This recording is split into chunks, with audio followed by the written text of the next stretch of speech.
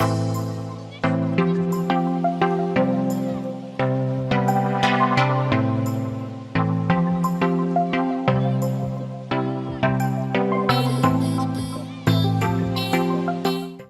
Everyone, welcome to Advait Education. मेरा नाम है अक्षय मिश्रा और आप पढ़ रहे हैं क्लास 12 फिजिक्स की सीरीज। तो प्रीवियस वीडियो में क्या किया हमने, अपने 8 चैप्टर कंप्लीट किए 12th की सीरीज के। अब ये जो वीडियो रहेगा इसमें हम क्या करेंगे, अपना एक न्यू चैप्टर 9 चैप्टर शुरू करेंगे, जो क्या होगा, ray optics and optical instruments के बारे में। ये वाला जो चैप्टर रहेगा ये मेन 4 मेजर पार्ट में रहेगा। फर्स्ट वाले पार्ट में हम जनरली क्या पढ़ेंगे, ज्योमेट्रिक ऑप्टिक्स के बारे में पढ़ेंगे, या सही तरीके से बोले तो रिफ्लेक्शन के बारे में पूरा देखेंगे। सेकंड जो मेजर टॉपिक रहेगा उसमें हम क्या देखेंगे, रिफ्रैक्शन के बारे में। फिर थर्ड वाला जो मेजर टॉपिक रहेगा उसमें लेंस के बारे में देखेंगे, और फोर्थ वाला जो टॉपिक रहेगा मेजर, उसमें हम ऑप्टिकल इंस्ट्रूमेंट्स के बारे में देखेंगे। तो यदि आप चैनल में नए हैं तो बिल्कुल चैनल को सब्सक्राइब करना ना भूलें। ये हम क्या कर रहे हैं, पहला पार्ट शुरू कर रहे हैं अपने ये 9th चैप्टर का, जिसका नाम क्या है, ray optics and optical instrumentation. ठीक है, तो शुरू करने से पहले एक बार अपना टेबल ऑफ कंटेंट देख लेते। तो हमने क्या किया, अपने 6 चैप्टर पूरे कंप्लीट किए इलेक्ट्रोमैग्नेटिक इंडक्शन तक।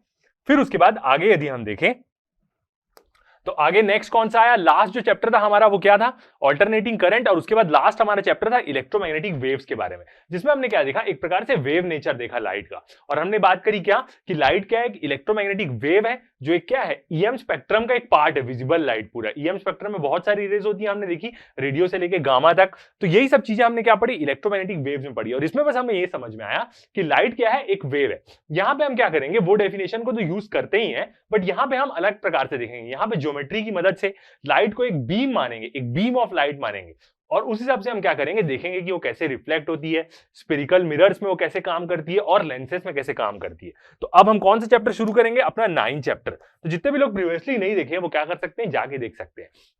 इसके पहले वाले जो 8 तक चैप्टर थे वो पूरे रिलेटेड थे। मतलब आपको, यदि आप एकदम स्टार्टिंग में 8 पढ़ते हैं तो आपको ज्यादा कुछ समझ में नहीं आएगा। आपको पहले चैप्टर से पढ़ते हुए आना पड़ेगा 8 तक, तब आपको क्या होगा, एकदम अच्छे से सारी चीजें समझ में आएगी। क्योंकि यहां पे भी कुछ ना कुछ कैपेसिटर यूज हो ही जाता है, तो इसलिए आपको उसके लिए पहले चैप्टर में आपको आना चाहिए। तो यहां तक क्या था, पूरा कनेक्टेड था।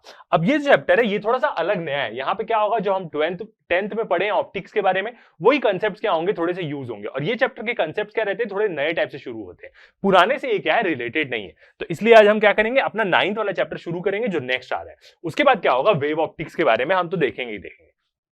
ठीक है, अब वही मेजर पार्ट के बारे में बात करें तो 4 मेजर पार्ट है। पहला वाला क्या रहता है, रे ऑप्टिक्स, जिसमें हम जनरली पूरा रिफ्लेक्शन के ही बारे में देखेंगे। यहाँ पे स्फेरिकल मिरर, मिरर फॉर्मूला, और फोकल लेंथ और रेडियस ऑफ कर्वेचर के बीच में क्या रिलेशन, वो सब चीजों के बारे में, और बहुत सारे न्यूमेरिकल्स तो हम सॉल्व करेंगे ही करेंगे। और फिर सेकंड पार्ट रिफ्लेक्शन का रहता है। फिर स्फेरिकल लेंसेज रहता है, थर्ड पार्ट पूरा लेंसेज के ऊपर रहता है।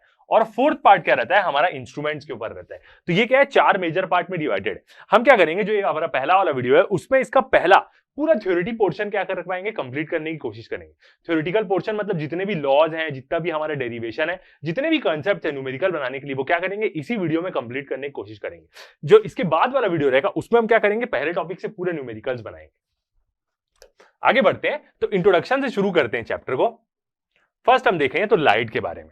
तो लाइट क्या है, लाइट से शुरू होता है, क्योंकि यहां पे हम लाइट की एक रे लेंगे और उसी से पूरा लेंसेज कैसे वर्क करते हैं, कैसे इमेज बनती है, वर्चुअल रहती है कि रियल रहती है, इन्वर्टेड रहती है, नॉन इन्वर्टेड रहती है, वो सब चीजों के बारे में देखेंगे। तो लाइट क्या है, एक non mechanical form of energy. Non mechanical form मतलब ये चीजें क्या है, यहां पे कहीं भी रिलेट नहीं किया है। इसको हम कहां से समझते हैं, 11th में हम पढ़ के आते हैं कि वेव 2 प्रकार की होती है, मैकेनिकल और नॉन मैकेनिकल। मैकेनिकल वेव ऐसी होती है जिसको मीडियम चाहिए रहता है ट्रेवल करने के लिए, जैसे साउंड वेव हो गई। ऑब्वियसली बात है, उसको एयर मीडियम चाहिए ट्रेवल करने के लिए साउंड वेव को, तो वो क्या है, एक प्रकार की मैकेनिकल वेव है। स्पेस में आप किसी को दूसरी बात बोलेंगे तो नहीं सुनाई देगा, क्योंकि स्पेस में क्या होता है, साउंड ट्रेवल नहीं करता। तो अब स्पेस में कैसी वेव ट्रेवल करती है, इलेक्ट्रोमैग्नेटिक वेव, जिसको कोई मीडियम की जरूरत नहीं पड़ती। लाइट क्या है, उसको कोई मीडियम की जरूरत नहीं पड़ती, वो अपने में ही ऑसिलेटिंग इलेक्ट्रिक और मैग्नेटिक फील्ड है, जैसा हमने प्रीवियस चैप्टर में देखा है। तो इसीलिए लाइट को जब कोई मीडियम की जरूरत नहीं पड़ती है, तो इसीलिए इसको हम क्या बोलते हैं, non mechanical form of energy या नॉन मैकेनिकल वेव बोलते हैं लाइट को, क्योंकि ये एक इलेक्ट्रोमैग्नेटिक वेव है of energy. I it requires no medium for propagation. यदि कोई मैकेनिकल फॉर्म वेव है या कोई मैकेनिकल वेव है तो उसको मीडियम चाहिए ट्रेवल होने के लिए, due to which we have sensation of vision. इसी के कारण क्या होता है, हम देख पाते हैं। ऑब्वियस ही बात है, देखना, यदि बहुत तरीके से ऐसा बोलते हैं कि देखना भी एक प्रकार से छूने के ही बराबर है। कैसे, आप किसी भी ऑब्जेक्ट को देख रहे हैं तो आप उससे बिना इंटरेक्ट किए देख नहीं सकते। कैसे, लाइट रे उसमें टच होगी, उससे रिफ्लेक्ट होगी और वो फिर आपके आंख में आएगी। आंख में क्या होगी, एक प्रकार से इंसिडेंट होगी, तभी क्या होगी, उसकी इमेज क्या होगी, आपके ब्रेन में बनेगी। तो देखना भी एक प्रकार से हम थोड़ा माइक्रोस्कोपिक लेवल में बोल सकते हैं कि छूने के प्रकार ही है, छूने के मतलब बराबर ही है, क्योंकि लाइट टकरा के आपके आंख में गिरेगी। इसीलिए क्या होता है, हमें विजन होता है, मतलब हम क्या, हमारा जो विजन है देख पाते हैं। और ऑलरेडी हमने प्रीवियस चैप्टर में पढ़ा है कि लाइट क्या है, बहुत सारी इलेक्ट्रोमैग्नेटिक में एक छोटा सा स्पेक्ट्रम का पार्ट है जो चीज हम अपने आंख से देख सकते हैं। और भी बहुत सारी लाइट प्रकार की वेव होती है, जैसे रेडियो वेव हो गई एकदम, और उसके दूसरे एक्सट्रीम एंड में कौन सी होती है, गामा रेस, जो क्या रहती है, सेम वैसी वेव रहती है, ऑसिलेटिंग इलेक्ट्रिक और मैग्नेटिक की फील्ड रहती है, मगर उसको हम अपने आंखों से नहीं देख सकते, बस उसे हमें क्या करना पड़ेगा, इंस्ट्रूमेंट से डिटेक्ट करना पड़ेगा। Light always travel in a straight line, ये क्या होता है, ये जो एक कंसेप्ट है कि लाइट स्ट्रेट लाइन में ट्रेवल होती है, ये बहुत ज्यादा यूज होगा यहाँ, क्योंकि जब भी हम कोई रे इंसिडेंट कराएंगे किसी मिरर के पास, तो हम मानेंगे कि वो एकदम स्ट्रेट लाइन में ही ट्रेवल कर रही है, इधर उधर वो नहीं हो रही है, मतलब डिफ्लेक्ट नहीं हो रही, टकराने के बाद भले रिफ्लेक्ट होगी। And its speed is very high, light की स्पीड क्या होती है, बहुत ज्यादा होती है। वैक्यूम में तो वो स्पीड ऑफ लाइट से चलती है, और हम जानते हैं स्पीड ऑफ लाइट से तो कोई भी चीज नहीं चल सकती, कोई ट्रेवल ही नहीं कर सकता। स्पीड ऑफ लाइट क्या है, यूनिवर्सल क्या है, एक प्रकार से बैरियर है वो, उसको कोई तोड़ नहीं सकता, उससे ज्यादा तेज कोई क्या है, ट्रेवल नहीं कर सकता। मगर अब हम ये भी जानते हैं, इतना हमने पढ़ लिया प्रीवियस चैप्टर में, ये भी जानते हैं कि जो ऑसिलेटिंग इलेक्ट्रिक और मैग्नेटिक फील्ड है वो किस पे डिपेंड करती है, मीडियम पे। तो जो लाइट की स्पीड है सबसे ज्यादा वो किस में रहेगी, सिर्फ स्पेस में ही रहेगी। किसी मीडियम में यदि लाइट ट्रेवल कर रही है तो वो उस मीडियम की इलेक्ट्रिक और मैग्नेटिक प्रॉपर्टीज पे डिपेंड करेगी। एप्सिलॉन 0 और म्यू 0, परमिटिविटी और परमिएबिलिटी, इसी पे तो डिपेंड करेगी। तो light has a speed of 3 × 10⁸ metre per second. किसमें, ये किसमें स्पीड है, एक प्रकार से वैक्यूम में, स्पेस में। एयर में क्या है, अलग है, एयर का यदि कुछ अलग हो गया, एयर का भी सेम लेते हैं, वैक्यूम का भी लें, मगर कोई भी दूसरा मीडियम चेंज हुआ तो उसकी मैग्नेटिक और इलेक्ट्रिक प्रॉपर्टीज पे डिपेंड करेगी, और ऑब्वियस ही बात है वो कम ही होगी लाइट की स्पीड वहां पे। कुछ एक एक्सट्रीम कंडीशन आती है जहां पे ऐसा फिनोमिना होता है कि जो स्पीड है वो लाइट की स्पीड से भी ज्यादा हो जाती है। ऑलरेडी हमने सुना है कि लाइट की स्पीड क्या है, बैरियर है, उससे ज्यादा स्पीड किसी की हो नहीं सकती। मगर एक ऐसा एक रशियन साइंटिस्ट है, चेकनॉफ रेडिएशन करके उसको हम बोलते हैं, उस जगह में क्या होता है कि मीडियम के कारण क्या होता है कि लाइट की स्पीड ज्यादा हो जाती है, ऐसा भी होता है, बट वो एकदम एक्सट्रीम कंडीशन है, वैसा रेडिएशन में ही दिखता है बस। ठीक है, तो अब बात करते हैं हम रे ऑप्टिक्स में, इसमें क्या देखेंगे। तो पहला जो हमने स्टेटमेंट देखा कि लाइट एकदम स्ट्रेट लाइन पे ट्रेवल करती है, वो स्टेटमेंट 2-3 बार आएगा, क्योंकि वो एकदम जरूरी है स्टार्टिंग के लिए, और वैसे ही हम क्या कराएंगे, पूरी रे को इंसिडेंट कराएंगे इसमें। A light wave can be consider to travel from one point to another along a straight line joining them. कोई भी एक पॉइंट से दूसरे पॉइंट पे लाइट जा रही है तो वो दोनों पॉइंट को हम ज्वाइन कर देंगे एक प्रकार की स्ट्रेट लाइन से, उसी में क्या करेगी, लाइट ट्रेवल करेगी। The path of light is called a ray of light. जो लाइट, एक लाइट है, बोल सकते हैं बंडल बोलते हैं या एक रे बोलते हैं। तो एक जो रे होगी लाइट की, वो जिस रास्ते से ट्रेवल करेगी उसको हम क्या बोलते हैं, पाथ ऑफ लाइट।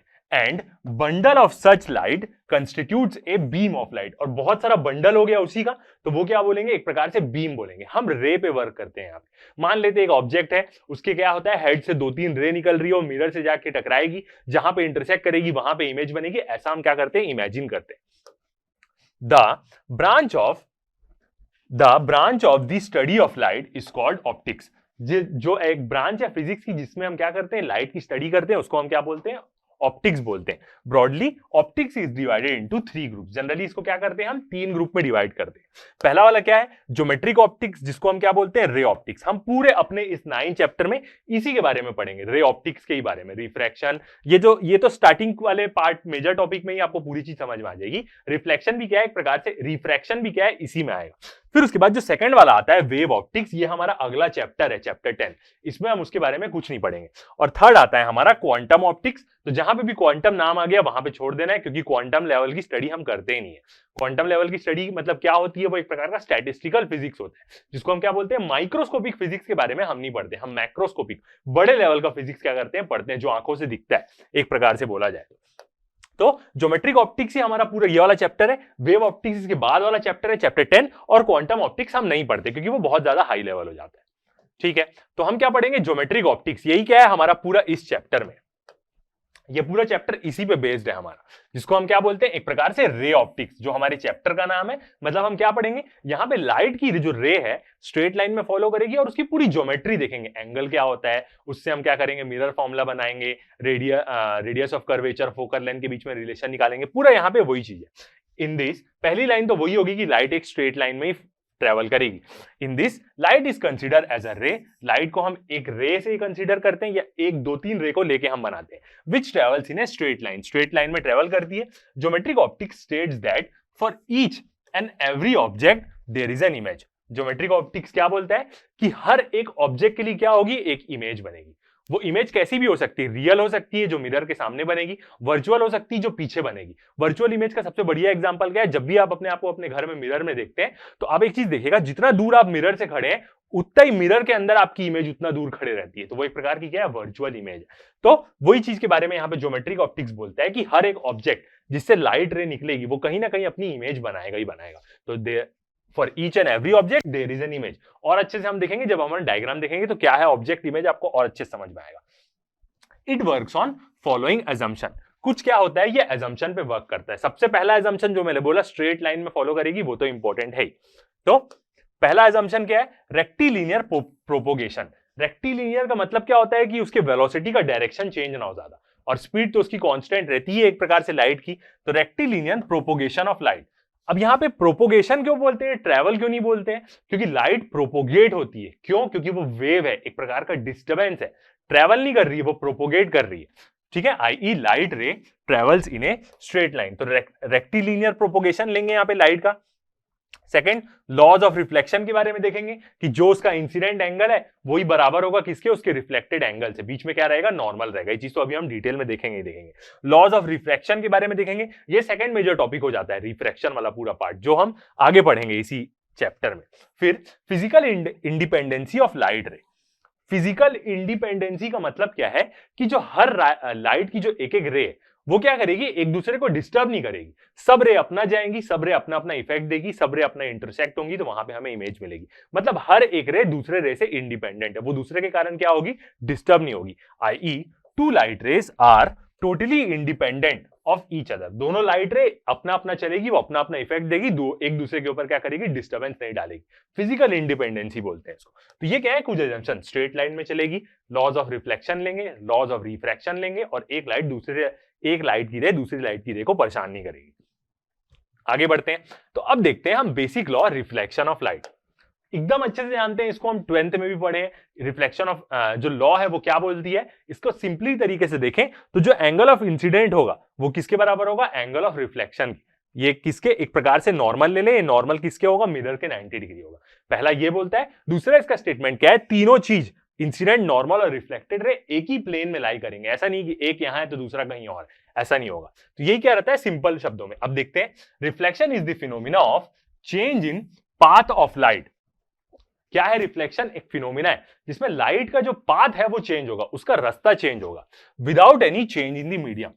तो ये क्या है, एकदम प्रॉपर डेफिनेशन। लाइट का क्या है, पाथ चेंज होगा। Reflection is a phenomena of change in path of light without any change in medium. मतलब वो उसी मीडियम में हो रहा होगा, मीडियम यहां पे चेंज नहीं होगा। मीडियम कब चेंज होगा, इसके सेकंड मेजर टॉपिक में जब हम रिफ्रैक्शन पढ़ेंगे तब। रिफ्लेक्शन में मीडियम चेंज नहीं होता, क्योंकि जो भी चीज टकरा के वापस रिफ्लेक्ट होकर आ रही है वो एक ही मीडियम में रहती है।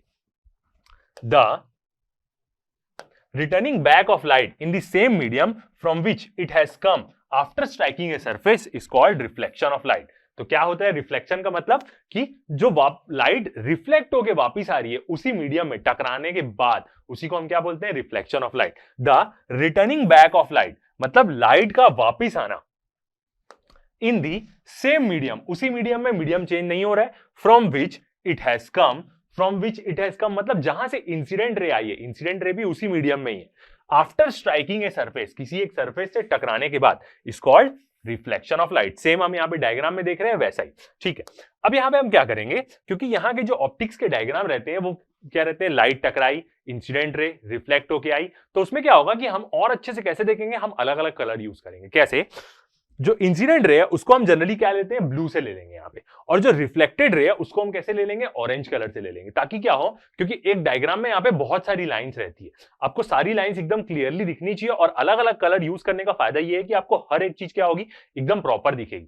यदि मैं पूरा डायग्राम यहाँ पे व्हाइट से बना दूंगा तो आपको लाइन समझ में नहीं आएगी और हल्का सा कंफ्यूजन होगा। बट पीपीटी में पढ़ने का ये फायदा है कि हम क्या कर सकते हैं, अलग अलग कलर यूज करते हैं। तो यही चीज क्या करेंगे, थोड़ा सा फॉलो करेंगे और आप देखिए आपको डायग्राम देखने में क्या मजा आएगा।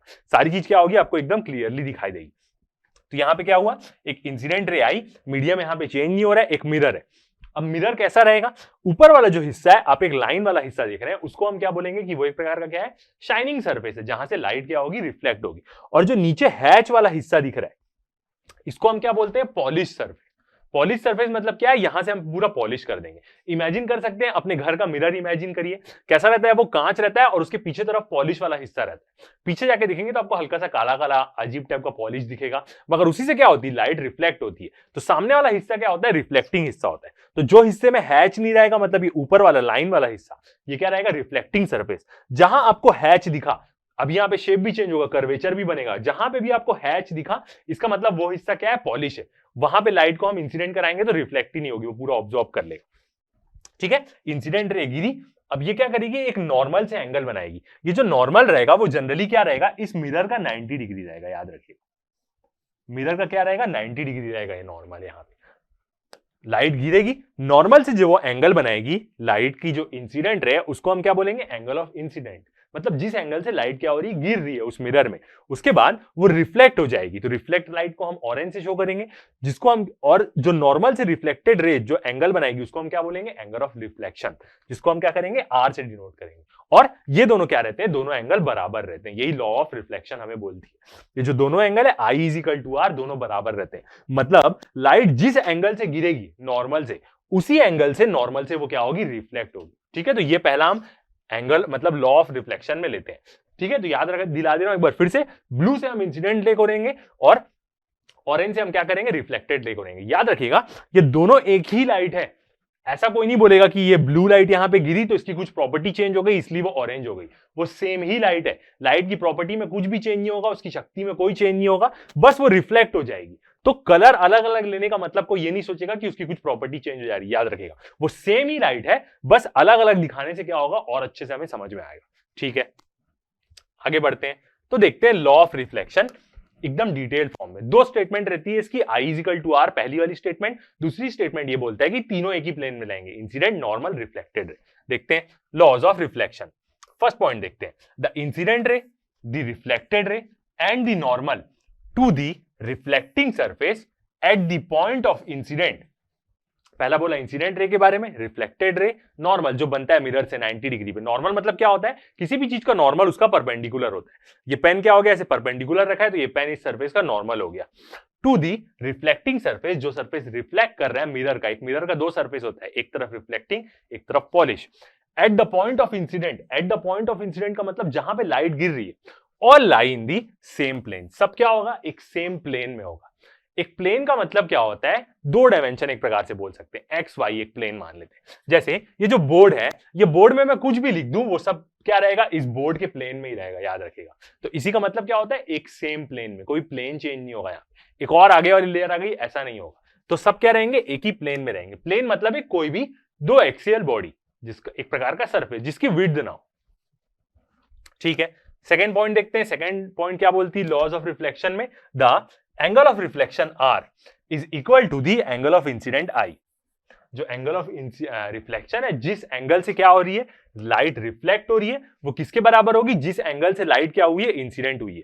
आर इज इक्वल टू क्या होगा, आई होगा। अब यहां से हमें एक और मस्त वाली इंफॉर्मेशन मिलती है कि यदि लाइट सीधा नॉर्मली गिरी, कोई एंगल नहीं बनाई नॉर्मल के साथ, इसका मतलब ये मिरर में लाइट 90 डिग्री गिर गई, इंसिडेंट हो गई, तो वो रिफ्लेक्ट कैसे होगी, वो वापस अपने रास्ते क्या चल जाएगी, चले जाएगी। क्यों, क्योंकि इंसिडेंट रे का एंगल कितना है, 0 है, तो रिफ्लेक्टेड रे का भी एंगल क्या हो जाएगा, 0 हो जाएगा। याद रखिएगा, ये एक मस्त वाली चीज यहां से मिलती है।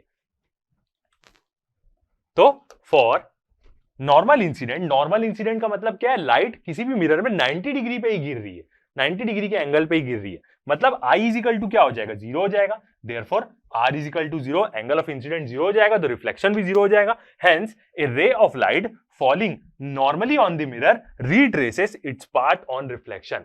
जब भी एक लाइट रे मिरर में नॉर्मली गिर रही है तो वो क्या करेगी, अपना पाथ रिट्रेस कर लेगी, वापस उसी रास्ते चल देगी। मतलब 90 डिग्री गिरी तो वापस आ जाएगी वो, इसका मतलब एकदम स्ट्रेट ही रहेगी। ठीक है, तो ये लॉज ऑफ रिफ्लेक्शन है, जनरली सबको पता रहता है क्योंकि 10th में हम इसके बारे में पढ़े रहते हैं। ओके, आगे बढ़ते हैं। नेक्स्ट टॉपिक आता है हमारा स्पेरिकल मिरर्स। स्पेरिकल मिरर्स पे ही हम क्या करेंगे, पहला हमारा जो पूरा मेजर टॉपिक है इसी पे वर्क करेंगे, कॉनकेव, कॉन्वेक्स। तो देखते हैं क्या होता है। A spherical mirror is a mirror whose reflecting surface is a part of a hollow sphere। एक स्पेरिकल मिरर क्या होता है, एक ऐसा मिरर होता है जिसका जो रिफ्लेक्टिंग सरफेस है वो एक हिस्सा होता है एक स्फीयर का। कैसे, एक स्फीयर यदि हम ले तो एक स्फीयर कैसा रहेगा, ऐसा रहेगा पूरा गोल। अब रिफ्लेक्टिंग सरफेस मतलब जो एक रिफ्लेक्टिंग स्पेरिकल मिरर है वो कैसा रहेगा, स्पीयर, ये स्पीयर का हमने एक हिस्सा ले लिया ऐसा। तो इसका मतलब क्या है कि एक तो ये सी टाइप का शेप रहेगा, साथ ही साथ उसकी कुछ क्या रहेगी, ऐसे विड्थ भी रहेगी, मतलब वो पूरा ऐसे टाइप का रहेगा। तो ये एक हिस्सा ले लिया, ये पूरा एक सर्कल बनेगा, तो यही क्या होता है, स्पेरिकल मिरर। ये कॉनकेव है, ऐसा हो गया, पूरा ऐसा हो गया तो वो कॉन्वेक्स हो जाएगा। तो एक क्या रहेगा, वो एक स्पीयर का हिस्सा है जिसकी क्या होगी, एक ऐसा वाला डायमेंशन भी होगा वाई वाला, और एक जेड वाला भी डायमेंशन होगा, याद रखिएगा। Spherical mirrors are of two types, दो प्रकार के रहते हैं, मैं आपको डायग्राम में तो दिखाऊंगा ही दिखाऊंगा। पहला क्या होता है, कॉनकेव स्पेरिकल मिरर, दूसरा होता है कॉन्वेक्स स्पेरिकल मिरर। याद रखिएगा, कॉनकेव और कॉन्वेक्स में स्टार्टिंग में लोगों को दिक्कत जाती है, जब मैं छोटा था तो मेरे को भी होती थी। कॉनकेव का मतलब क्या होता है, ऐसे केव बन गई एक प्रकार से, याद रखिए। तो ये क्या बन गई, एक प्रकार की गुफा बन गई, तो इसको बोलेंगे केव। इसका अपोजिट क्या हुआ, कॉन्वेक्स, तो वो क्या हो जाएगा, ऐसा हो जाएगा। याद रखिएगा, यहां पे इंपॉर्टेंट ये रहता है, रिफ्लेक्टिंग सरफेस क्या है। कॉनकेव है तो ये वाला अंदर वाला हिस्सा लाइट रिफ्लेक्ट करेगा, पीछे वाला हिस्सा ब्लर है, पॉलिश्ड है। कॉन्वेक्स है तो ये वाला हिस्सा रिफ्लेक्ट करेगा और ये वाला हिस्सा क्या रहेगा, पूरा ब्लर रहेगा। डायग्राम में देखते हैं, तो दो प्रकार के हम क्या करेंगे यहां पे यूज करेंगे।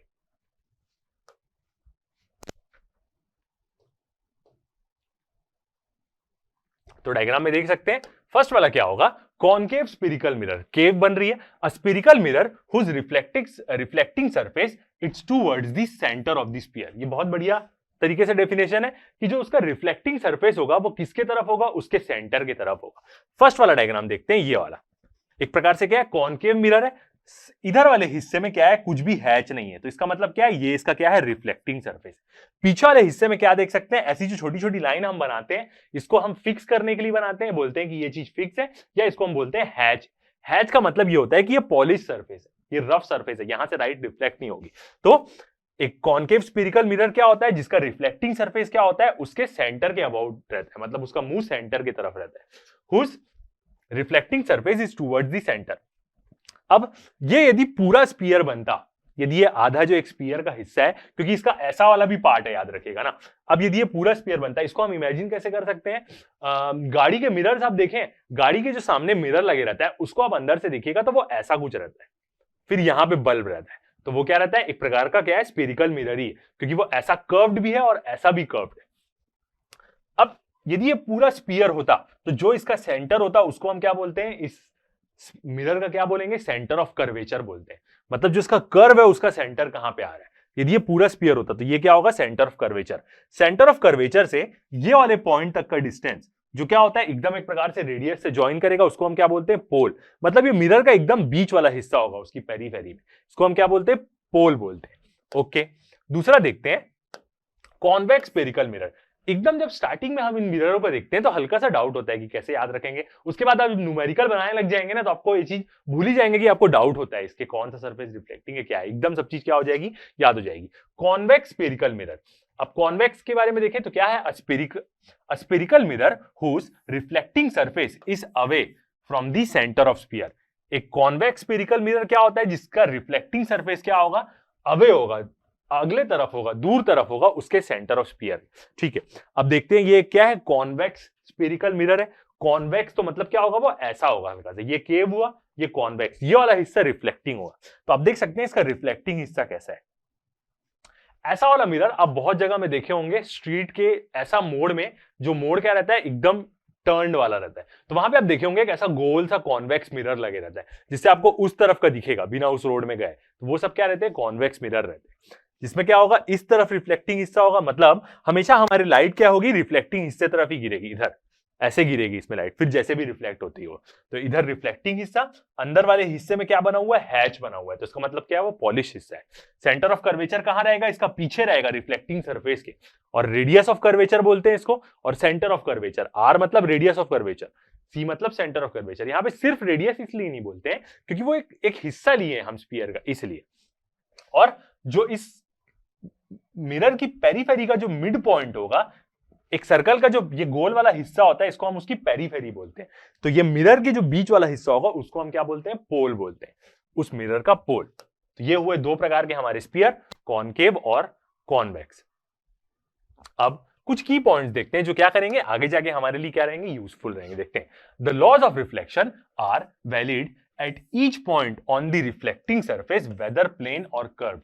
याद रखिएगा, जो लॉज ऑफ रिफ्लेक्शन हमने देखा वो हर जगह वैलिड होगी, चाहे सरफेस कैसा भी हो, कर्व्ड हो, प्लेन हो, स्पेरिकल हो, हम तो पूरा स्पेरिकल मिरर पढ़ेंगे, सब जगह क्या रहेगा, सेम रहेगा। मतलब जिस एंगल से इंसिडेंट होगा उसी एंगल से क्या होगा, रिफ्लेक्शन होगा। बस क्या है, यहाँ पे सरफेस कर्व्ड है तो नॉर्मल बस लेने में हल्की सी दिक्कत जाएगी। तो जिस भी पॉइंट पे नॉर्मल लेना है उस पॉइंट पे एक टेंजेंट बनाइए और उस टेंजेंट को देखिए कि वो कहां से उसके कर्वेचर से जुड़ रहा है, वो क्या हो जाएगा, उसका नॉर्मल। तो यही देखेंगे हम। तो लॉज ऑफ रिफ्लेक्शन सबके लिए सेम रहती है, प्लेन मिरर हो, कर्व्ड मिरर हो, हमारा तो स्पेरिकल मिरर है। इन कर्व्ड सरफेस, जैसा हमारा जो स्पेरिकल मिरर है, the normal is taken as the normal to the tangent to the surface at the point of incident.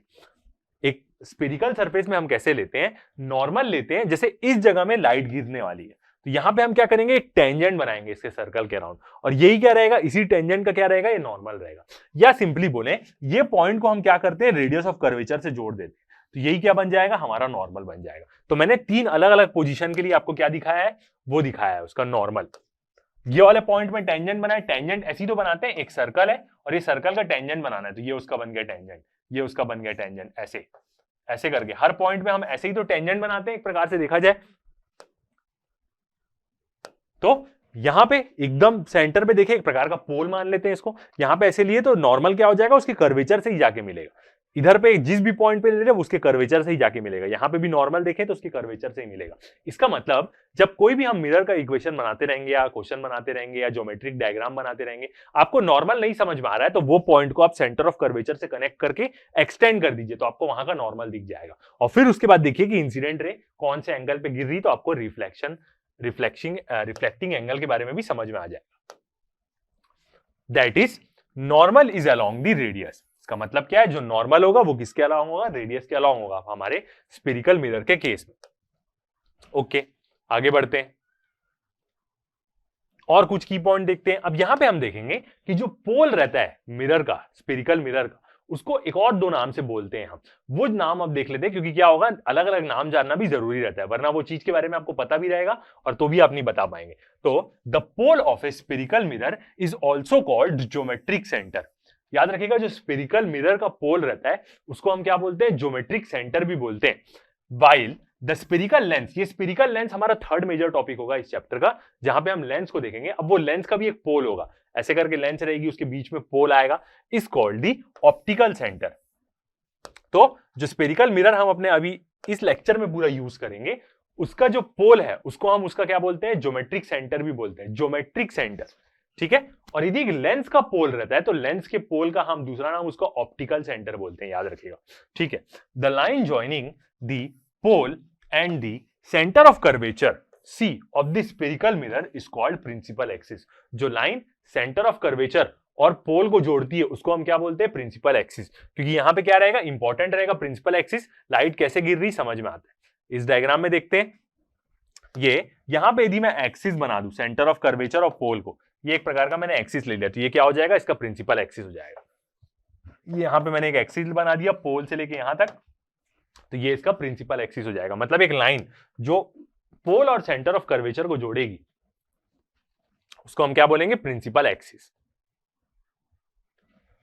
In case of a spherical lens, जो हम आगे पढ़ेंगे, principal axis is the line joining the optical centre, जो एक lens का pole होता है, with its principal focus, as you will see later. एक प्रिंसिपल फोकस पे आगे तो हम देखेंगे ही देखेंगे, क्योंकि फोकस और कर्वेचर एक ही लाइन में आता है, प्रिंसिपल एक्सिस में ही आते हैं सब। ठीक है, तो ये की पॉइंट था। आगे बढ़ते हैं, अब देखते हैं साइन कन्वेंशन। सबसे ज्यादा इंपॉर्टेंट चीज क्या है, यही है, क्योंकि जब भी आपको न्यूमेरिकल बनाना रहेगा आपको उसका साइन कन्वेंशन वहां पे लिखना पड़ेगा। और यहां पे हर चीज इजी है, सब चीज इजी है, क्वेश्चन भी आसानी से बनते हैं, मगर एक प्लस माइनस आपने गलत कर दिया तो उससे आपका आंसर चेंज हो जाएगा। तो मोस्ट इंपॉर्टेंट चीज है यहाँ पे साइन कन्वेंशन। इमेज का साइन क्या रखना है, u माइनस रखना है, v माइनस रखना है, फोकल लेंथ माइनस रखना है। ये चीज बहुत इंपॉर्टेंट है यहाँ पे, क्योंकि इसी से आपका क्वेश्चन गलत होगा, बाकी किसी चीज से नहीं होगा यहाँ पे, सबसे इंपॉर्टेंट चीज। तो साइन कन्वेंशन के बारे में देखते हैं। सब लोग अलग अलग लेते हैं, ये एक स्टैंडर्ड है जो हर बुक में रहता है, तो यही साइन कन्वेंशन लीजिए, दूसरा कोई साइन कन्वेंशन मत लीजिए, वरना क्या होगी, आपको दिक्कत जाएगी, क्योंकि बाकी लोग से आपका मैच नहीं करेगा। ठीक है, to derive the relative formula for reflection by a spherical mirror and reflection by a spherical lens, we must first adopt a sign convention for measuring distance। ये जो साइन कन्वेंशन है ये दोनों में लागू हो जाएंगे, मिरर में भी और लेंस में भी।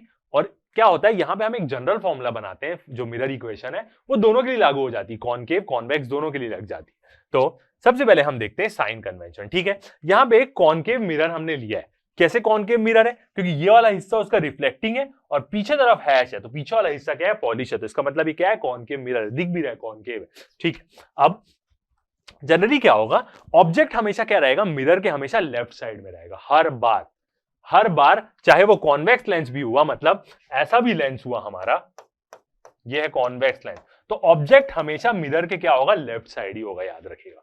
ऑब्जेक्ट हमेशा मिरर के लेफ्ट साइड होगा, इमेज कहीं भी बने वो बाद में देखा जाएगा। याद रखिएगा पहला पॉइंट, ऑब्जेक्ट हमेशा लेफ्ट साइड ही रहेगा। ठीक है, अब जब ऑब्जेक्ट हमेशा इसी साइड रहेगा,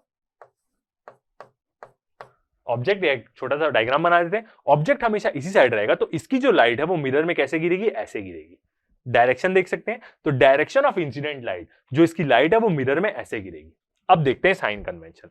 यदि हम सारा जो डिस्टेंस है यहां पे जो मेजर करेंगे वो सब पोल से मेजर करेंगे, मतलब यदि इधर तरफ में वो कोई डिस्टेंस मेजर करना है तो मैं पोल से लेके उधर जाऊंगा, इधर तरफ में वो कोई डिस्टेंस मेजर करना है तो मैं पोल से लेके इधर आऊंगा। ठीक है, अब जो इंसिडेंट लाइट है इस ऑब्जेक्ट की वो ऐसे गिरेगी, तो जो इस डायरेक्शन में यदि मैं जाऊंगा, direction along the incident light positive, यदि इंसिडेंट लाइट के मैं साथ साथ चलता हूं तो मैं उसको क्या लूंगा, पॉजिटिव लूंगा। ये कैसे समझ में आता है, जब हम लेंस के इस तरफ कोई डिस्टेंस मेजर कर रहे होंगे ना, तो इसलिए हम उसको क्या लेते हैं, पॉजिटिव लेते हैं। और यदि लेंस के इस तरफ कोई डिस्टेंस मेजर कर रहे हैं, क्योंकि सारा डिस्टेंस हम पोल से ही मेजर करेंगे, लेंस के उस तरफ ले रहे हैं तो पॉजिटिव लेते हैं, इस तरफ नेगेटिव, तो इसीलिए direction against the incident light क्या होगा, नेगेटिव होगा। मतलब यदि कॉनकेव मिरर रहा और मेरा ऑब्जेक्ट यहां पे रहा, मान लेते हैं, और ये मान लेता हूं मैं कितना है, 10 मीटर है, तो ये क्या है, यू है हमारा, 10 मीटर है, और मैं इसको मेजर कैसे कर रहा हूं, यही ऑब्जेक्ट है मेरा मान लेते हैं, और ये मेरा पोल है, तो मैं इसको सारा डिस्टेंस पोल से मेजर करना है, क्योंकि ऑब्वियस ही बात है, कोई भी मिरर के सामने कोई चीज खड़ी हुई है तो रेफरेंस तो मिरर को ही मानेंगे ना, ये जगह से मिरर की दूरी थोड़ी ना देखेंगे, मिरर रेफरेंस है, मिरर से उस जगह की दूरी देखेंगे, तो यहां से पोल से डिस्टेंस यहां तक मेजर करूंगा तो मैं माइनस लिखूंगा, याद रखिएगा। क्यों, क्योंकि मैं अपोजिट डायरेक्शन में मेजर कर रहा हूं। कोई टेंशन नहीं है, क्योंकि अभी हम न्यूमेरिकल बनाएंगे तो आपको ये चीज एकदम रट जाएगी, आसानी से रट जाती है ये चीज। तो इंसिडेंट लाइट, यदि लाइट ऐसे गिर रही है और लाइट के साथ में चलता हूं तो मैं उसको पॉजिटिव लूंगा, और यदि मैं लाइट के अगेंस्ट, इंसिडेंट लाइट के अगेंस्ट डिस्टेंस मेजर करता हूं तो मैं उसको क्या लूंगा, नेगेटिव लूंगा। ये क्या हो गया, एक्स हमारा क्या है, प्रिंसिपल एक्सिस है, जो मिरर को आधा डिवाइड कर रहा है। इस प्रिंसिपल एक्सिस से यदि मैं ऊपर की तरफ हाइट नापता हूं तो उसको मैं पॉजिटिव लूंगा, इस प्रिंसिपल एक्सिस से यदि मैं नीचे की तरफ हाइट नापता हूं तो उसको मैं नेगेटिव लूंगा। Height upwards negative, height downwards upwards positive, sorry height downwards negative. ऊपर की तरफ मैं नापा प्रिंसिपल एक्सिस से तो मैं उसको पॉजिटिव लूंगा, और नीचे की तरफ नापा यदि मैं हाइट तो उसको मैं नेगेटिव लूंगा। ये जनरली क्या काम आता है, ऑब्जेक्ट की हाइट मेजर करने के काम आता है, क्योंकि मैग्निफिकेशन में हमें ये भी देखना पड़ेगा कि वो जो इमेज बनी वो बड़ी बनी कि छोटी बनी, इसलिए। तो समझ में आया आपको साइन कन्वेंशन। सेम यही चीज किसके लिए लागू होगी, कॉन्वेक्स मिरर के लिए भी लागू होगी, सेम यही दिशा, क्योंकि ऑब्जेक्ट हमेशा इसी तरफ रखेंगे, हम कभी भी ऑब्जेक्ट को इधर नहीं रखेंगे राइट साइड, मिरर के हमेशा लेफ्ट साइड ही ऑब्जेक्ट रहेगा, तो इंसिडेंट रे हमेशा ऐसे ही जाएगी ऑब्जेक्ट से। ठीक है, आगे बढ़ते हैं, एक बार इसको थ्योरेटिकल वे में देख लेते तो आपको और अच्छे समझ में आ जाएगा। According to sign Cartesian sign convention, इसको हम क्या बोलते हैं, कार्टेशियन साइन कन्वेंशन बोलते हैं एक प्रकार से।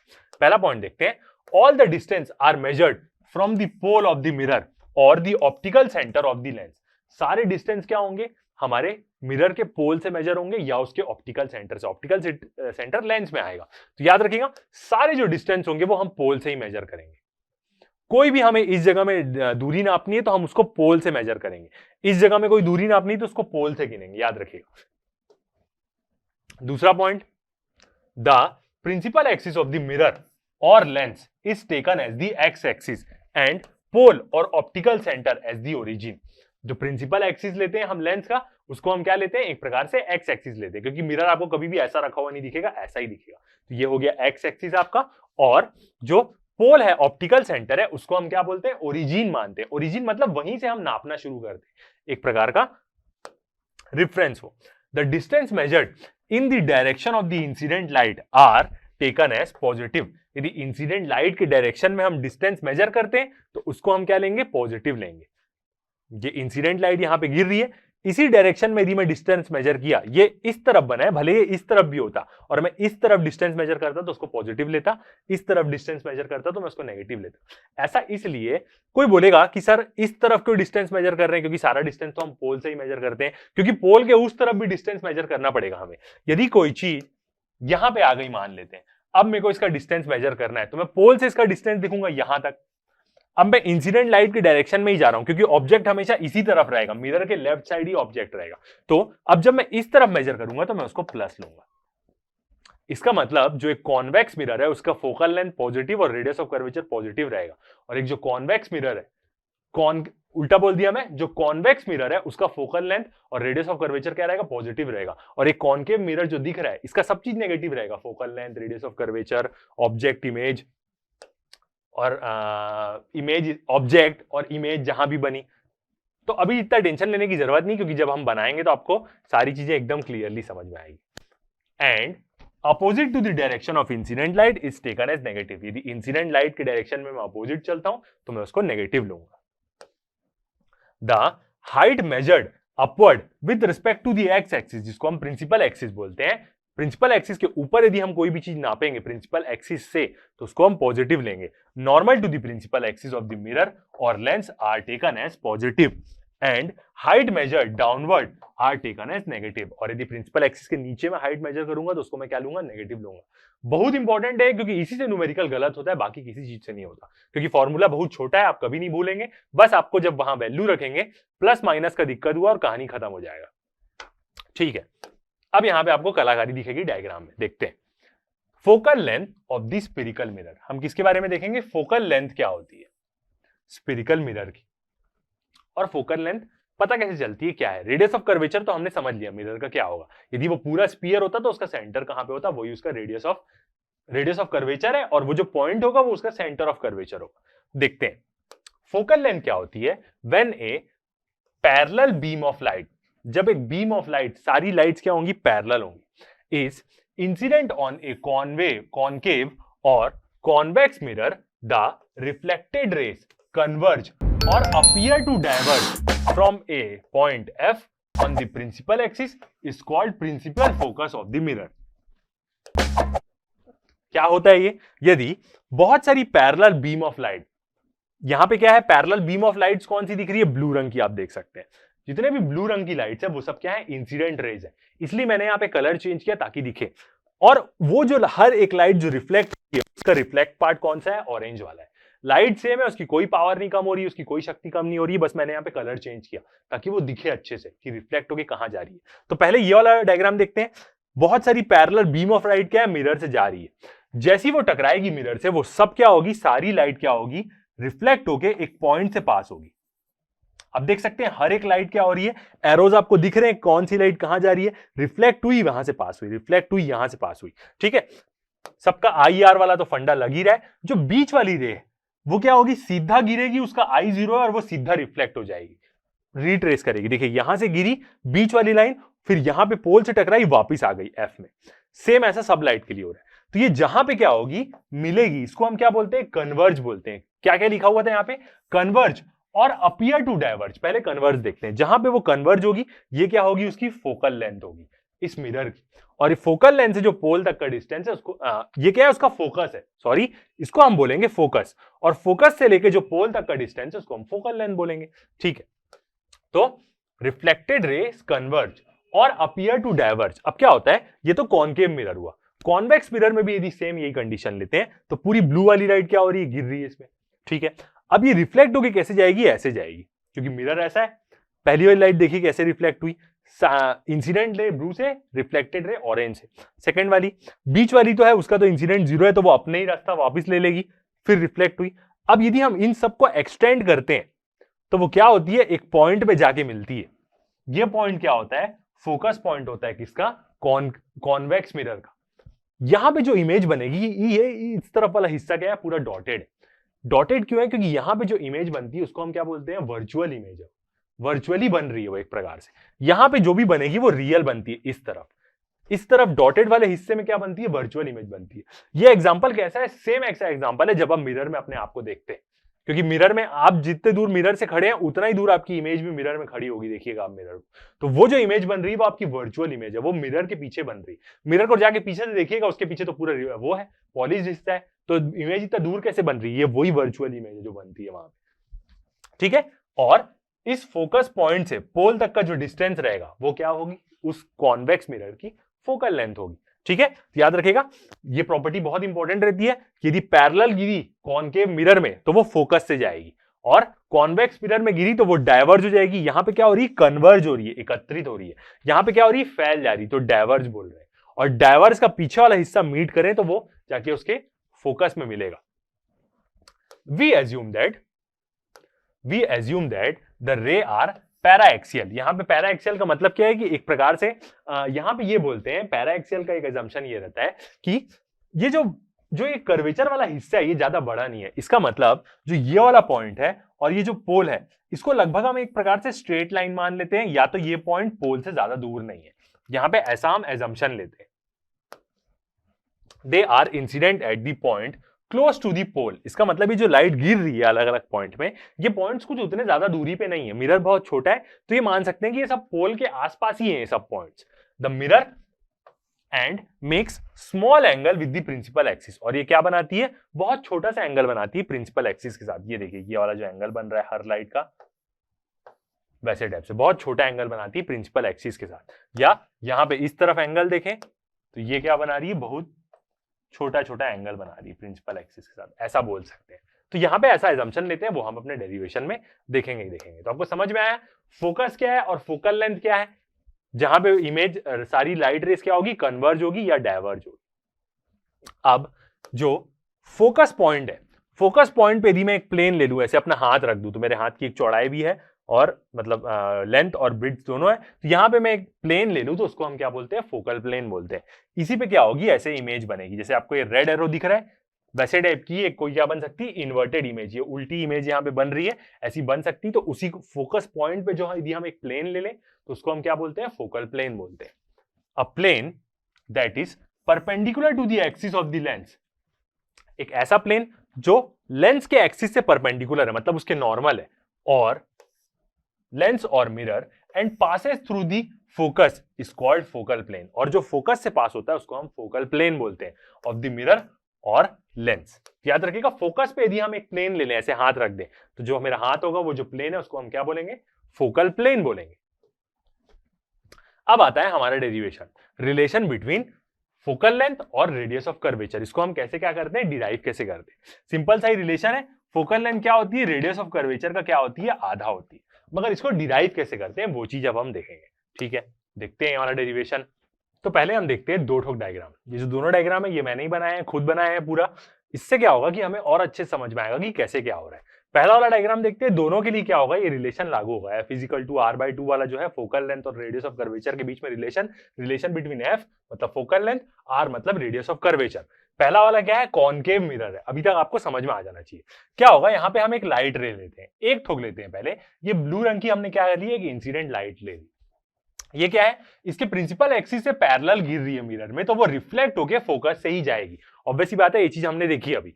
तो ब्लू रंग की लाइट इंसिडेंट हुई, वही लाइट जो है रिफ्लेक्ट होके ऑरेंज रंग की क्या हो रही है? फोकस से पास हो रही है। दोनों लाइट सेम है, मैंने कलर अलग अलग इसलिए लिया ताकि समझ में आए, ठीक है। अब हमें क्या करना है? इस मिरर के पॉइंट में हमें जानना है नॉर्मल कैसे होगा। तो मैंने बोला आपको नॉर्मल जानना है, तो क्या करिए? उस पॉइंट को सीधा रेडियस ऑफ कर्वेचर से जोड़ दीजिए, सॉरी सेंटर ऑफ कर्वेचर से जोड़ दीजिए। तो ये पॉइंट को हमने क्या किया? सीधा सेंटर ऑफ कर्वेचर से जोड़ दिया। तो ये क्या बन गया? उसका नॉर्मल बन गया उस पॉइंट का। अब जिस एंगल से इंसिडेंट रे गिरेगी, मतलब वो क्या? थीटा एंगल बना रही है नॉर्मल से। नॉर्मल हम कैसे लेते हैं? उस पॉइंट को सेंटर ऑफ कर्वेचर से जोड़ देना है बस। तो बीच वाली व्हाइट लाइन आपको वही दिख रही है। तो ये जो इंसिडेंट रे है वो नॉर्मल से थीटा एंगल पे गिर रही है, तो जो रिफ्लेक्टेड रे होगी वो भी थीटा एंगल डिफ्लेक्ट होगी। किससे? नॉर्मल से। तो ऊपर के दोनों एंगल क्या है? थीटा है, ठीक है। अब ये जो C से मतलब सेंटर ऑफ कर्वेचर से जो एंगल बन रहा है वो भी क्या होगा? थीटा होगा। क्यों? यहां पे देख सकते हैं एक प्रकार का Z बन रहा है, तो alternate interior angles are equal होता है, तो ये एंगल भी थीटा होगा, ठीक है। अब ये दोनों एंगल को देखें तो ये क्या बन रहा है? 2 थीटा बन रहा है। तो यहाँ पे फिर देखें तो ये वाला एक और Z बनेगा, ये ब्लू, ऑरेंज और ये वाला, तो ये 2 थीटा है तो ये भी 2 थीटा हो गया, alternate interior angles are equal, तो ये थीटा एंगल हो गया, ये 2 थीटा हो गया। पहला डायग्राम पूरा समझ में आया। हमने क्या किया, यहाँ पे एक कंस्ट्रक्शन लाइन ली है, ये जो पॉइंट है, ये पॉइंट का नाम क्या है, एम है। यहां से एक परपेंडिकुलर सीधा नीचे ले ले तो वो क्या होगा, एक्सिस में एक पॉइंट में कट करेगा, उस पॉइंट का नाम हमने क्या ले लिया है, डी ले लिया है, ताकि हमें आसानी जाए। वो डी और पी का मतलब एक ही हो जाएगा क्योंकि वो डिस्टेंस बहुत छोटा है, बट अभी पहले समझने के लिए ये पॉइंट हमने डी एक परपेंडिकुलर बनाया है और ये पी क्या है, पोल है। ऐसा हुआ। कॉनकेव के लिए, कॉन्वेक्स के लिए भी सेम यही चीज, कॉन्वेक्स मिरर है, ठीक है। अब इसमें जो हैच है वो मैंने पूरा नहीं लिया ताकि वो डायग्राम को इफेक्ट कर रहा था, तो यहां पे आप देख सकते हैं 3 लाइन और यहां पे कुछ लाइन है, इसका मतलब पीछे वाला हिस्सा क्या है, पॉलिश है, सामने वाला हिस्सा रिफ्लेक्टिंग है, और ऐसे ही कॉन्वेक्स मिरर होता है, ठीक है। अब ये कॉन्वेक्स मिरर में भी एक लाइट गिरी ब्लू रंग की इंसिडेंट रे, वो लाइट कैसे रिफ्लेक्ट होगी, यहां पे कन्वर्ज होती है, यहां पे डाइवर्ज होगी, डिफ्लेक्ट हो गई वो उससे, ठीक है। अभी जो डिफ्लेक्ट हुई, ब्लू रंग की इंसिडेंट गिरी है, ऑरेंज रंग की डिफ्लेक्ट हो गई, दोनों से एक ही बीम है वो, बस मैंने कलर अलग रख लिया, ठीक है। अब इस पॉइंट का हमें नॉर्मल लेना है, तो कैसे लें, ये पॉइंट को कर्वेचर से जोड़ देते, मिरर के सेंटर ऑफ कर्वेचर से जोड़ दिए और इसी पॉइंट को एक्सटेंड कर दिए, तो ये हमें नॉर्मल मिल गया। अब नॉर्मल से ये इंसिडेंट रे कितना एंगल बना रही, थीटा, तो रिफ्लेक्टेड रे का भी एंगल क्या होगा, थीटा होगा, बिल्कुल विजिबल है। ये पॉइंट का नाम हमने एम दे दिया। अब इस पॉइंट को हमने क्या किया, पहले तो ये चीज देखते हैं फोकस में। अब यही जो ऑरेंज वाली लाइन है, इसको मैं पीछे तक एक्सटेंड करूंगा तो वो कहां जाके कट करेगी, फोकस में, वहीं पे डाइवर्ज होगी, कॉन्वेक्स मिरर की ही प्रॉपर्टी है ये, ठीक है। तो अब यहां पे जो एम पॉइंट है, इसको मैंने एक परपेंडिकुलर प्रिंसिपल एक्सिस पे ले लिया, तो वो पॉइंट क्या कहलाया, डी कहलाया। अब एंगल के बारे में बात करते हैं। ये वाला एंगल देखिए इंसिडेंट रे का नॉर्मल के साथ, तो ये थीटा है, यही लाइन कट होगी, कहां जा रही है, सेंटर ऑफ कर्वेचर में जा रही है, तो ये थीटा और ये थीटा भी क्या होगा, बराबर होगा, क्यों, करस्पॉन्डिंग एंगल्स आर इक्वल, ठीक है। अब दूसरा देखें 2 थीटा वाला केस, तो ये इंसिडेंट जो रे है वो क्या है, एक्स एक्सिस से ही है, और इंसिडेंट रे से रिफ्लेक्टेड रे कितना एंगल बना रही है, 2 थीटा। सेम यही वाली जो लाइन है वो कट होगी, कहां जा रही है, फोकस में जा रही है, तो ये एंगल 2 थीटा है, तो ये एंगल भी 2 थीटा होगा, एक्स एक्सिस से, same corresponding angles are equal, तो ये क्या है, यहां का सीन, और ये क्या है, बीच वाला पोल, ठीक है। दोनों डायग्राम हमें समझ में आया। अब हम क्या करते हैं, रिलेशन निकालते हैं, ओके। तो फर्स्ट हम लेंगे कैसे, फ्रॉम डायग्राम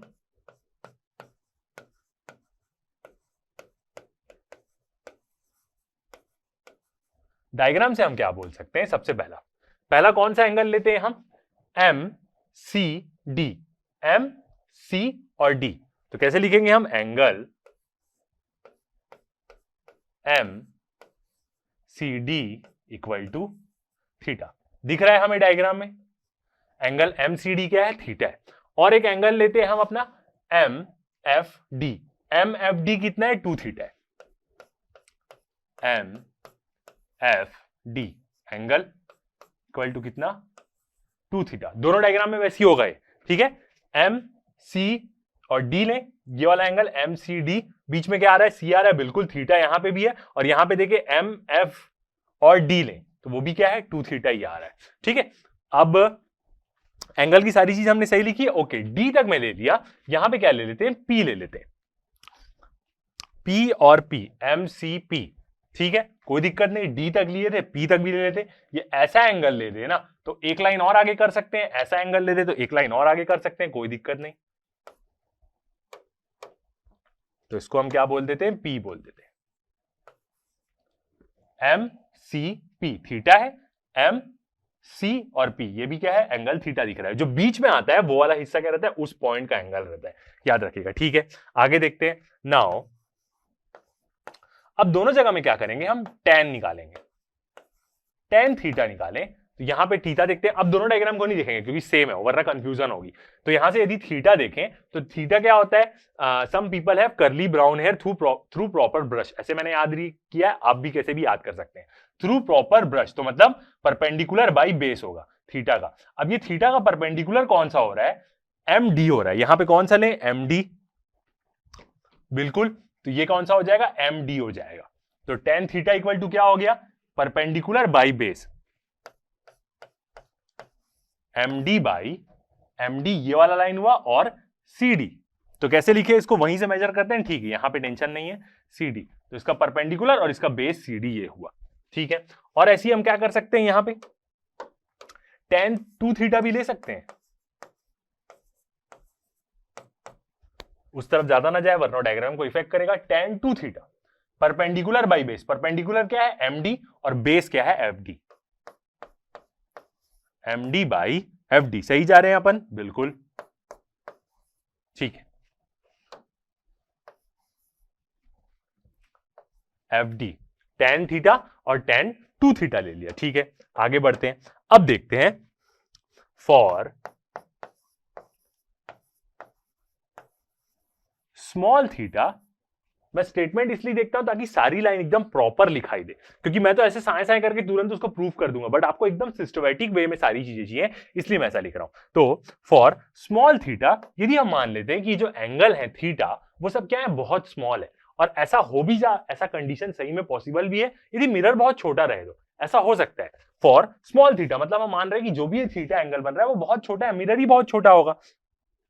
कैसे बोल सकते हैं, कब बोल सकते हैं, condition true for, condition true for paraxial rays. ये कंडीशन क्या रहती है, सही रहती है paraxial ray. Paraxial ray का मतलब क्या है कि ये ज्यादा डिस्टेंस नहीं है, एम और पी के बीच में क्या है, ज्यादा डिस्टेंस नहीं है, और आगे जाके तो हम ये डी और पी को भी एक ही मान लेंगे क्योंकि वो डी पॉइंट ज्यादा दूर नहीं है पी से, ठीक है। तो थीटा ले लिए, तो यहां से हम क्या बोल सकते हैं कि जो tan थीटा है वो क्या हो जाएगा हमारा, लगभग बराबर ही तो हो जाएगा थीटा के। और एक और क्या बोल सकते हैं, जो tan 2 थीटा है वो भी लगभग क्या हो जाएगा, बराबर हो जाएगा हमारे 2 थीटा के। तो यहां से क्या आ गया, सिर्फ थीटा थीटा हो गया, थीटा और tan 2 थीटा, ऐसा बोल सकते हैं, बिल्कुल ठीक है।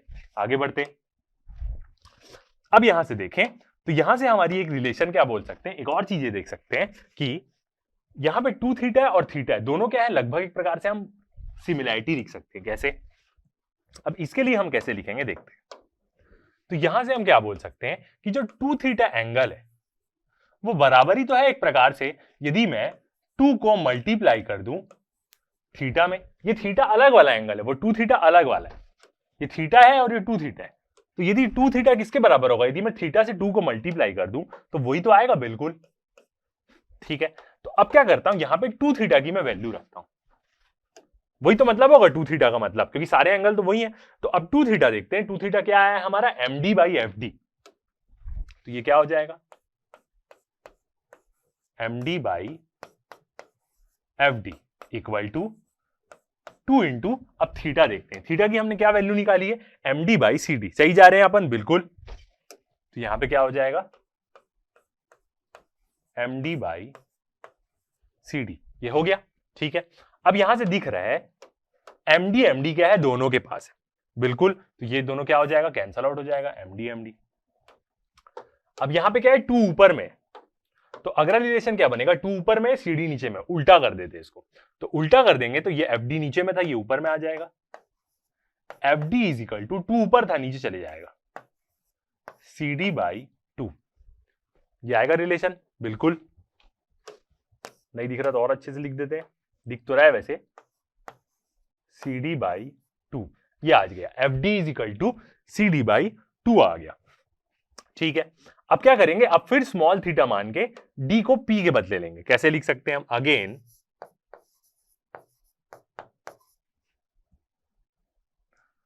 For small theta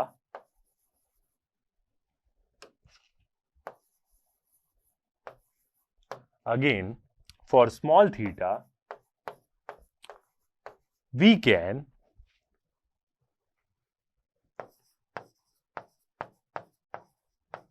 observe that point D is close to point B. जो पॉइंट डी है वो क्या है, पॉइंट डी के क्लोज ही आ रहा है। तो यहां पे हम क्या बोल पाएंगे, अब जब हम ऐसा क्लोज मान लिए तो यहां से हम क्या लिख सकते हैं, therefore F D is equal to, हम क्या बोल सकते हैं, एफ बोल सकते हैं। कैसे, ये एफ डी था, ठीक है। अब ये डी और पी तो एकदम पास में ही है, थीटा बहुत छोटा है, मिरर बहुत छोटा है, तो एफ डी के बदले हम क्यों ना एफ पी बोल दें उसको। एफ पी बोल सकते हैं, बिल्कुल बोल सकते हैं एफ डी को एफ पी। और जो एफ पी लेंथ है वही तो फोकस से पोल तक का डिस्टेंस ही तो क्या है, फोकल लेंथ है, वही चीज तो है यहाँ पे। ठीक है, तो यहां पे एक और चीज लिख लेते हैं ताकि क्या हो और आसानी जाए। तो यहां से क्या हो जाएगा हमारा, वो वाला पॉइंट कहां गया, बिल्कुल तो वैसे ही लिख देते, ठीक है। F D is equal to F and C D is equal to are.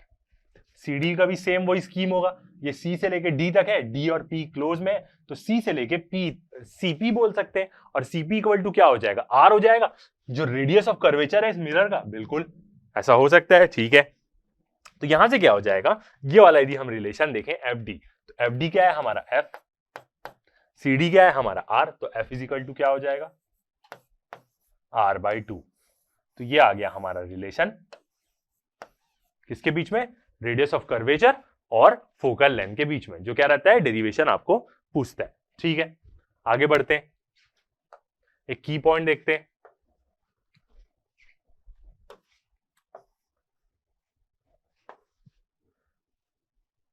तो पहला रियल इमेज और वर्चुअल इमेज के बारे में, इसको तो हम डायग्राम में देखेंगे। फर्स्ट देखते हैं हम real image. If rays emanating from a point actually converge at another point after reflection और reflection, that point is called real image of the first point. इसका मतलब जैसे हमने कॉनकेव मिरर में देखा, जो रे पैरेलल जा रही थी प्रिंसिपल एक्सिस से, वो कन्वर्ज होकर सही में फोकस पॉइंट पे आ रही थी। कॉनकेव मिरर की मैं बात कर रहा हूं, याद करिए जो मैंने आपको डायग्राम दिखाया, वो कन्वर्ज होकर फोकस में आ रही है, तो वहां पे यदि कोई इमेज बनी तो उसको हम क्या बोलेंगे, एक प्रकार की रियल इमेज हो। और यदि जो डाइवर्ज होकर पीछे जाती है, जैसे हम मिरर में देखते हैं नॉर्मल अपने घरों में, वो सब क्या है, वर्चुअल इमेज। तो वर्चुअल इमेज क्या होगी, if a ray emanating from a point do not actually meet but appear to diverge from another point. जैसे कॉनकेव मिरर में हमने देखा रेस कहीं मीट नहीं करती है, मगर उसको पीछे तरफ एक्सटेंड करें तो वो फोकस में जाके क्या होती है, डाइवर्ज होती है, मीट होती है। उस पॉइंट में यदि कोई इमेज बनेगी, ऐसी यदि कंडीशन में कोई इमेज बनी डॉटेड लाइन से, तो उसको हम क्या बोलेंगे, virtual image. That point is called the virtual image of the first point. First point मतलब जो पहला पॉइंट हमने लिया जहां से रे आ रही है, एक पॉइंट से रे आ रही है ना, इसलिए उसकी इमेज भी क्या बनेगी, पॉइंट बनेगी। यहां पे भी इसलिए क्या था, फर्स्ट पॉइंट था। ठीक है, आगे बढ़ते हैं। अब नेक्स्ट आता है हमारा क्या, मिरर फॉर्मूला। ये भी क्या रहता है, बहुत इंपॉर्टेंट रहता है, और इससे क्या होते हैं, सारे न्यूमेरिकल्स क्या होते हैं, इसी से बनते हैं, याद रखिएगा। तो क्या है मिरर फॉर्मूला, या इसको हम क्या बोलते हैं, मिरर इक्वेशन भी बोलते हैं, is the relation between focal length of the mirror and distance of the object and image from the mirror. ये क्या है, एक प्रकार का रिलेशन है, इसको अभी हम डिराइव करेंगे। मिरर की फोकल लेंथ, यू क्या बताता है, ऑब्जेक्ट का डिस्टेंस, ऑब्जेक्ट हमेशा लेफ्ट में रहेगा, याद रखिएगा, मिरर कैसा भी रहे, और वी क्या बताती है, इमेज का डिस्टेंस। ये सारे डिस्टेंस कहां से, पोल से, याद रखिएगा। और एफ को तो हम आर बाई टू भी बोल सकते हैं, तो यहां पे क्या हो जाएगा, टू पर आर नीचे। तो ये क्या रहते हैं, दोनों रिलेशन रहते हैं। इसी को अब हम क्या करते हैं, डिराइव करते हैं। ठीक है, क्योंकि इसका भी डेरिवेशन क्या होता है आपको पूछता है। ओके, तो फर्स्ट इसके लिए हम क्या करते हैं, एक ठोक फिर से एक इमेज लेते हैं।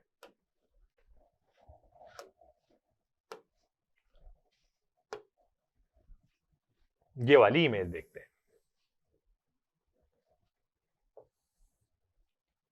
आई होप विजिबल होगी इतने में, बिल्कुल ठीक है। अब ये इमेज हमने ली है, यहां पे हम क्या कंसीडर कर रहे हैं, एक ऑब्जेक्ट है हमारा, ये ए से बी तक क्या है, उसकी हाइट। ठीक है, अब ये जो ऑब्जेक्ट है, इसकी मुंडी से, या हम बोले इसके सर से 3 रे निकल रही है। बहुत सारी रे निकलेगी, लाइट की रे बहुत सारी निकलती है, मतलब टकरा के आ रही, कहीं से भी आ रही, सोर्स रहे, कुछ भी रहे, बहुत सारी रे निकलती है, और वो हर दिशा में रहती है। बट हम यहाँ पे 3 रे कंसिस्ट कर लेते हैं, उसके सर से और उसके पैर से भी एक रे निकलेगी, देखें। ठीक है, 3 रे निकली, पहली वाली रे जो गई वो प्रिंसिपल एक्सिस के पैरेलल गई।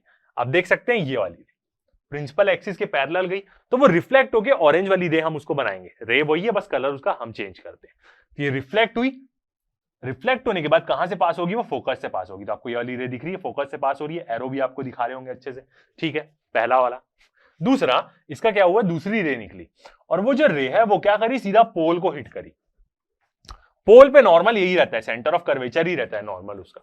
तो पोल पे वो हिट करेगी तो वैसे ही एंगल से रिफ्लेक्ट होगी और वो ये जा रही है, आपको जाते हुए दिख रही है दूसरी रे, उसका रिफ्लेक्शन वाला हिस्सा ऑरेंज हो गया। ठीक, तीसरी रे ऐसी निकली जो क्या हुई, सीधा कर्वेचर से पास हुई, कर्वेचर से पास हुई, सीधा यहां पे गई पॉइंट एम डैश में गई और एम डैश से वो क्या हो गई, वापस रिफ्लेक्ट हो गई। ऐसा क्यों हुआ, क्योंकि ये जो लाइन है वो कर्वेचर एक प्रकार का उसका रेडियस ही फॉलो कर रही है। तो यदि इस पॉइंट पे मेरे को नॉर्मल बनाना रहेगा तो मेरे को उसको कर्वेचर से ही तो जोड़ना पड़ेगा। इसका मतलब यहाँ पे एंगल ऑफ इंसिडेंस 0 है, इसलिए वो वापस रिफ्लेक्ट हो जा रही है। तो आप देख सकते हैं ब्लू रंग की आई यहाँ पे, यहां तक गई, रिफ्लेक्ट होके वो ऑरेंज हो गई। अब ये तीनों आगे कहां मिले, बी डैश पॉइंट पे। एक और रे, ठीक है पहले ये देखते हैं, तीनों रे आके कहां मिली, बी डैश में मिली। ये बी डैश से हम क्या कर दिए, एक उल्टा हम एरो बना दिए प्रिंसिपल एक्सिस से, वो क्या बन गई, इस ऑब्जेक्ट की इमेज बन गई, मिरर के आगे बनी। अब ये जो इमेज है वो रियल इमेज है, क्यों, क्योंकि वो पूरी मेन लाइन से बन रही है, ऐसा लग नहीं रहा है, डॉटेड लाइन नहीं मिल रही है, यहाँ पे रियल लाइंस आगे मिल रही है, इसलिए इमेज क्या है, रियल है यहाँ पे। ठीक है, डायग्राम आपको पूरा विजिबल है, ओके। ये ग्रीन रंग है, यदि आपको नहीं दिखेगा अच्छे से तो ओके। अब इसका सर तो बनेगा एक प्रकार से, कुछ लोगों को डाउट होता है कि इसके पैर कैसे बनेगा प्रिंसिपल एक्सिस में। तो याद रखिएगा यहां से भी एक रे निकलती है, उसके पैर से भी, यहां पे इसलिए मैंने बस एक एरो शो किया है, और वो रे टकरा के वापस जाती है तो वो उसका पैर बनाती है, तो हेड और पैर बन गया, उसका इमेज बन गई। ठीक है, अब और क्या कंस्ट्रक्शन यहां पे हमने किया है, ये जो एम डैश है, ये पॉइंट एम है और ये पॉइंट क्या है, एम डैश, ये एम को हमने एक्सटेंड किया प्रिंसिपल एक्सिस तक, तो ये पॉइंट कहलाया हमारा एन। एक कंस्ट्रक्शन किया हमने, जैसे हमने प्रीवियस में किया था, पी पोल है। ठीक है, अब यहां पे हमने डिस्टेंस लिया, पोल से लेके एफ तक का डिस्टेंस, फोकस तक का डिस्टेंस क्या हो जाएगा, हमारी फोकल लेंथ। ठीक, अब पोल से लेके ए तक का डिस्टेंस, क्योंकि ए में ऑब्जेक्ट रखा हुआ है, ये उसकी इमेज है, तो ऑब्जेक्ट पी से लेके ए तक का डिस्टेंस क्या कहलाएगा, यू कहलाएगा। अभी हम साइन कन्वेंशन नहीं रख रहे, रखेंगे साइन कन्वेंशन। ठीक है, तो ये ऑब्जेक्ट का डिस्टेंस, इमेज कहां बन रही है, बी डैश ए डैश वाले पॉइंट में, जो एकदम सीधा है। तो पोल से लेके ए डैश तक का डिस्टेंस जो बी डैश ही है, उसको हम क्या बोलेंगे, वी, वो क्या है, इमेज का डिस्टेंस। ओके, पूरा डायग्राम समझ में आया, कुछ चीज छूटी क्या, नहीं छूटी। ठीक है, तो पूरा डायग्राम आप समझ सकते हैं, तीन ठोक रे निकली, तीनों अपना अपना रिफ्लेक्ट हुई, ये वाली रिफ्लेक्ट होकर फोकस से गई, ओके, ये वाली रिफ्लेक्ट हुई पोल में गई, पोल से रिफ्लेक्ट होकर इधर आ गई, ये गई और वापिस आ गई। ठीक है, तो अब आप समझ सकते हैं। अब इसको हम क्या करते हैं, डिराइव करते हैं यहां पे मिरर इक्वेशन।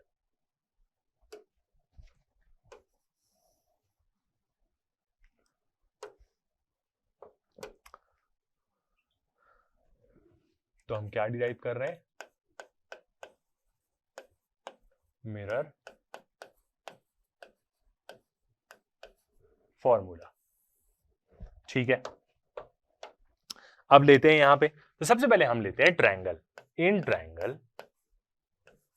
ट्रायंगल का साइन ऐसे, पहले कौन सा ट्रायंगल लेते हैं हम, A dash B dash F, पहले लिख लेते हैं फिर मैं आपको बताऊंगा। And triangle N M F are similar. ये कोई बहुत एकदम रॉकेट साइंस नहीं, जानते ही हम ये सब सिमिलरिटी वाला कंसेप्ट लगाते ही हैं जहां ज्योमेट्री आती है। ठीक है, दिख रहा है ए डैश बी डैश और एफ। ओके, तो देखते हैं कौन सा triangle, A dash B dash और एफ। ये जो छोटा सा ट्रायंगल बन रहा है इमेज और फोकस पॉइंट के बीच में, वो ट्रायंगल ले रहे हैं हम, A dash B dash F. I hope visible होगा बिल्कुल।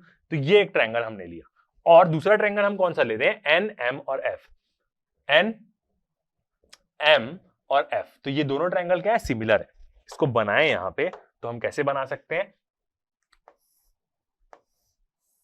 ये वाला और उधर वाला क्या है, बड़ा है, तो ये ऐसे ये दोनों ट्रायंगल दिख रहे हैं, A dash B dash F, और वो वाला पॉइंट क्या लिया है हमने, एन और एम। दिख रहा है ये दोनों ट्रायंगल क्या है, सिमिलर है, दिख ही रहा है। ये वाला छोटा सा ट्रायंगल और ये वाला बड़ा सा ट्रायंगल, डॉटेड लाइन ऑरेंज और व्हाइट वाले के बीच में, दोनों सिमिलर है। ठीक है, तो यहां से हम कैसा लिख सकते हैं, इसमें रिलेशन लिख सकते हैं। क्या क्या रिलेशन लेंगे, कोई भी दो हिस्से इसके ले सकते हैं हम फ्रैक्शन में, ये दोनों फ्रैक्शन में लेंगे, और कौन सा लेंगे हम, और कौन सा लेते हैं, ये दोनों ले लेते हैं, ये दोनों को हम क्या करेंगे, फ्रैक्शन में लेंगे। तो क्या आएगी हमारी इक्वेशन, लिखते हैं A dash B dash by N M, A dash B dash by N M, ये दोनों को लिए, दो ठोक पर्पल वाले, इक्वल टू, अब ये दोनों को लेंगे तो कैसे इसको लिखना एकदम सही रहता है, A dash F by N F, A dash F by F N. ठीक है, सिमिलर लिए तो ऐसा फ्रैक्शन ले सकते हैं हम बिल्कुल यहां पे, ओके कोई दिक्कत नहीं। अब यहां पे फिर वो चीज कंसीडर करेंगे कि इसका एपरेचर छोटा है तो ये दोनों पॉइंट्स तो लगभग बराबर होंगे, एन और पी पॉइंट ज्यादा दूर पे नहीं है तो वो लगभग क्या होगा, सेम होगा। तो यहां से हम क्या कंसीडर कर सकते हैं, दो चीज वो कर सकते हैं। क्या कंसीडर करेंगे, पहला वाला चीज कि जो एन एफ है, एन एफ, ये एन और एफ ये किसके बराबर होगा, पी एफ के बराबर होगा। पी एफ अब हम यहां पे ऐसा क्यों लिख रहे हैं, क्योंकि सारा डिस्टेंस पोल से मेजर करना है तो वैसी है। पहला चीज ये ले लेते हैं, एकदम बराबर तो नहीं, यहां पे हम कैसा बोलते हैं, सिमिलर है दोनों, ये दोनों सिमिलर। और एक और चीज हम क्या कंसीडर करेंगे, जो एन एम है वो भी क्या होगा। अब यहां पे ये एक और चीज, ये तो दिख रहा है कि ये एन और पी एकदम पास पास है तो इसको ले ले। एक और चीज क्या कंसीडर करते हैं कि जो ये एम और पी है, ये जो डिस्टेंस है ये भी लगभग क्या है हमारा, एम और जो एन है ये डिस्टेंस जो है हमारा वो लगभग इसके बराबर है। ऐसा हम क्या करते हैं, यहां पे ले लेते हैं ये दोनों डिस्टेंस के बराबर है। इसका मतलब जो एन और एम है उसको हम क्या बोल सकते हैं, पीएम बोल सकते हैं। बिल्कुल वैसे ही वहां से डिस्टेंस लेंगे, एन एम, अच्छा यहां से ले रहे हैं, ये भी ले सकते हैं। ये n और जो m है ये वाला डिस्टेंस, इसको हम इसके बराबर ले रहे हैं, ए बी के, क्योंकि ऑब्जेक्ट की क्या आ जाएगी, हाइट आ जाएगी। एन एम किसके बराबर हो जाएगा, ए बी के, ए बी। ये चीज क्या कर ली हमने, एज्यूम कर ली, क्योंकि मिरर बहुत छोटा है सारी चीजें ऐसी होंगी। ठीक है, तो ये हमारा भी फ्रैक्शन आया और ये चीज हमने एज्यूम करी। ठीक है, आगे बढ़ते हैं। अब लेते हैं कि सारे डिस्टेंस हम क्या करेंगे, पोल से मेजर करेंगे। तो यहां पे हम अपना रिलेशन कैसे लिख सकते हैं, एक और डिस्टेंस यहां पे हम लेंगे, कौन सा वाला, पहले ले लेते, ए डैश एफ इजिकल टू, ये क्या है, फोकस लेंथ और जो इमेज बन रही है उसके बीच का क्या है, डिस्टेंस है, equal to P A dash minus P F. एकदम सिंपल ज्योमेट्री है। ऐसा हम क्यों कर रहे हैं, क्योंकि सारे डिस्टेंस हमें पोल से मेजर करने हैं। ये देखिए जो ए डैश एफ है, इमेज के नीचे वाला हिस्सा और एफ, इसको हम क्या बोल सकते हैं कि ये पूरा A P minus F P बोल सकते हैं, बस पी से इसको बोल रहे हैं, पी ए माइनस पी एफ बोल सकते हैं। ये डिस्टेंस क्या होगा, ये इतना बड़ा माइनस इतना कर देंगे तो ये ए डैश आ जाएगा, simple geometry. A dash F equal to क्या होगा, P A dash minus P F, तो ये इतना हिस्सा आ जाएगा। बिल्कुल वही चीज यहां पे लिखी है मैंने, P A dash minus P F. Okay, आगे बढ़ते हैं। तो यहां से अब हम क्या करेंगे, इसी को हम क्या करते हैं, ए डैश एफ को यहां पे पुट कर देते हैं। कहां गया अपना ए डैश एफ जो है, यहां पे इसकी वैल्यू को पुट कर देते। तो इस तरफ क्या था, A dash B dash by N M था, तो A dash B dash by N M equal to, इधर पे क्या था, ए डैश एफ और नीचे क्या है, एन एफ। तो ए डैश एफ की वैल्यू क्या आ गई, P A dash minus P F, और नीचे क्या था हमारा, अच्छा नीचे भी तो वो है, नीचे भी क्या है, एन एफ है। तो एन एफ को तो हम पी एफ के बराबर लिए हैं यहाँ पे, तो वो चीज ले लेंगे। और एक और चीज, यहाँ पे जो एन एम था इसको भी हमने क्या ले लिया है, ए बी के बराबर ले लिया, तो ये भी पुट कर देते हैं यहाँ पे। एन एम के बदले क्या आ जाएगा, यहाँ पे ए बी आ जाएगा, क्योंकि ये भी चीज हमने कंसीडर कर ली है। तो अब हमारी इक्वेशन और बढ़िया बन जाएगी, ए बी और ये क्या हो जाएगा हमारा, पी एफ। तो ये इक्वेशन बन गई हमारी, ए डैश बी डैश, मतलब एक प्रकार से ये ऑब्जेक्ट की, इमेज की क्या हो जा रही है, हाइट। नीचे वाला क्या हो जा रहा है, ऑब्जेक्ट की हाइट, और ये ऊपर में क्या हो जा रहा है, पूरा फोकल लेंथ के टर्म में आ रहा है। ठीक है, अब फिर से एक ट्रायंगल लेते हैं हम अपना, ऑल्सो अब हम क्या लेंगे, ऑब्जेक्ट और इमेज का पोल से पूरा एक ट्रायंगल लेंगे। तो इसको कैसे बोलेंगे हम, ट्रायंगल ए बी पी। ए और बी क्या था, ऑब्जेक्ट की हाइट, और पी क्या है, पोल। तो यहीं से हमें समझ में आ जाएगा। And triangle A dash B dash P, ये कौन सा वाला है, ऑब्जेक्ट वाला ट्रायंगल, इमेज वाला ट्रायंगल। देखते हैं कौन सा ट्रायंगल ले रहे हैं। ठीक है, इसको मैं पहले प्लॉट कर देता हूं। ये एक ट्रायंगल है और ये एक ट्रायंगल है, ए बी, ये क्या है हमारा ए डैश, ये हमारा बी डैश, और ये P, ये दोनों ट्रायंगल क्या है हमारे सिमिलर है। अब यहां पे भी हम क्या लेंगे, सेम दो हिस्सा लेंगे। कौन कौन सा, एक तो ये वाली दो हाइट लेंगे और एक कौन सी हाइट लेंगे, ये वाली, और एक ये पूरा लेंगे, P से B तक पूरा लेंगे। तो इसलिए मैं ऐसे ले लेता हूं। ठीक है, डायग्राम में आपको दिखाता हूं। ये देखिए ए बी पोल तक का ये ट्रायंगल हमने लिया और ये इमेज वाला उल्टा ट्रायंगल उसका A dash B dash by B, ये भी तो दोनों सिमिलर है बिल्कुल। ठीक है, तो ये हमने ट्रायंगल लिया। तो यहां से हमें क्या रिलेशन मिलेगा, यहां से हम क्या ले रहे हैं, A B by A dash B dash. यहां पे ये जो पूरा हिस्सा है इसके बराबर के लिए हम कुछ निकालेंगे। तो ए डैश बी डैश को ऊपर लें बिल्कुल, क्योंकि उसी के बराबर हमें इक्वेट करना है। A dash B dash by A B equal to P A, ऊपर पी ए है, P A dash by P B. तो बिल्कुल P A dash by P A. B मैंने क्यों बोला, बी भी सही है। अच्छा, ये ए भी मैंने उल्टा लिखा है यहां पे, ओके, क्योंकि नीचे वाले हिस्से को हम ए मान रहे हैं ना, ए और बी, बिल्कुल सही, ए और बी। ओके, तो P A dash by P A. ठीक है, अब यहां से देख सकते हैं कि A dash B dash A B किसके बराबर हो गया, P A dash P A के बराबर हो गया। तो इसको हम यहां पे इक्वेट कर लेते हैं। तो क्या इक्वेशन बन जाएगी हमारी, पहले इसको लिखते हैं P A dash by P A equal to पूरा इधर वाला टर्म पूरा लिख सकते हैं एक बार, बिल्कुल ठीक है, P A dash minus P F by P F. ये बन गई हमारी इक्वेशन, इक्वेट करके उसको। ठीक है, आगे बढ़ते हैं। अब यहां पे क्या रखेंगे, हम साइन कन्वेंशन अपना पुट करेंगे। ओके, तो किससे लें, इससे लेते हैं। अब क्या करेंगे, सारा डिस्टेंस यहां पे पुट करते हैं। सबसे पहले किसको देखें हम, यहां पे अपना पी ए को देखते हैं। पी ए, तो P से लेके A तक का डिस्टेंस, ये P से लेके A तक का डिस्टेंस, ये क्या है, U है, ऑब्जेक्ट का डिस्टेंस है। और P से A है वो इंसिडेंट रे ऐसे जा रही है और हम ऐसे मेजर कर रहे हैं, तो U को क्या लेंगे, माइनस लेंगे। यहां याद रखिएगा, PA मतलब क्या हो जाएगा, माइनस U हो जाएगा। यही चीज हम क्या पढ़े, साइन कन्वेंशन में पढ़े, क्योंकि P से A सारे डिस्टेंस पोल से मेजर करेंगे। ठीक, दूसरा वाला हमें क्या लेना है, P A डैश, ये क्या है, इमेज का डिस्टेंस माइनस V। इसको भी मैं डायग्राम में दिखाता हूं। P से लेके A डैश, ये क्या है, इमेज का डिस्टेंस पोल से, सारे डिस्टेंस पोल से मेजर करते हैं। तो यहां से आएंगे तो देखिए V है, तो इसको भी हम क्या लेंगे, माइनस लेंगे, क्योंकि इंसिडेंट रे के हम अपोजिट चल रहे हैं। ठीक है, और एक चीज क्या आएगी, फोकल लेंथ, तो वो किससे है, PF से। तो PF equal to focal length भी क्या होगी, माइनस होगी।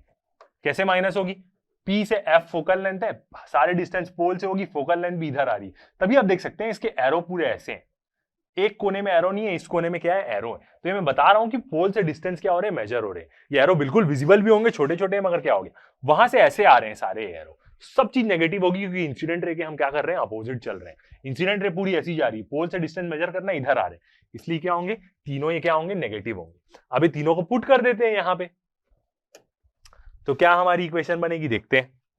तीनों को पुट करेंगे तो हमारी इक्वेशन बनेगी माइनस V, फिर माइनस F। एग्जैक्टली तीनों जगह में मैं पुट कर रहा हूं यहां पे। नीचे भी क्या आ जाएगा, माइनस F इक्वल टू, ऊपर में क्या आ जाएगा, minus V by minus U।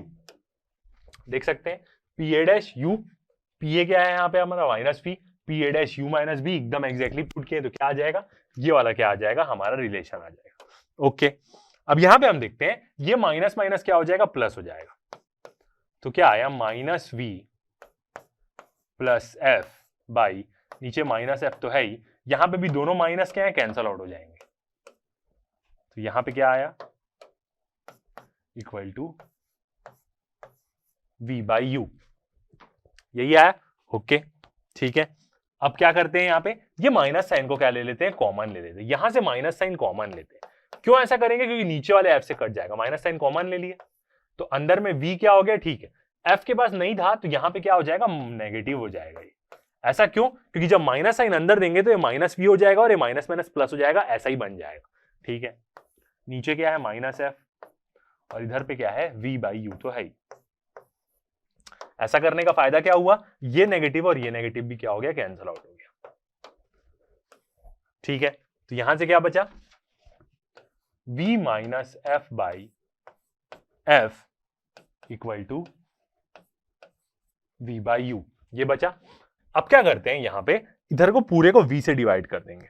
Okay, एक और चीज, एक और स्टेप इसको रिड्यूस कर देते हैं, ये f को दोनों के नीचे दे देते, तो v by F minus 1 equal to v by you.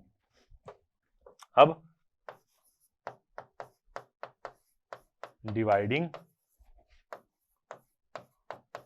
Both side by v, दोनों साइड क्या करेंगे, v से डिवाइड कर देते, तो क्या बनेगी हमारी इक्वेशन, यहां पे v से डिवाइड किया तो v कैंसल आउट हो जाएगा, तो 1 बाई एफ बचा। ठीक है, माइनस यहां पे कुछ नहीं है तो सीधा v आ जाएगा, 1 बाई वी। ओके, और यहां पे क्या है, यहां पे v आएगा तो ऊपर वाला कैंसल, तो 1 by U.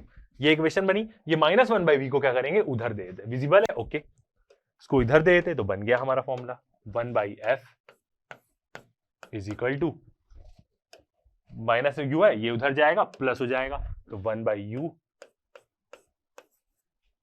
Plus 1 by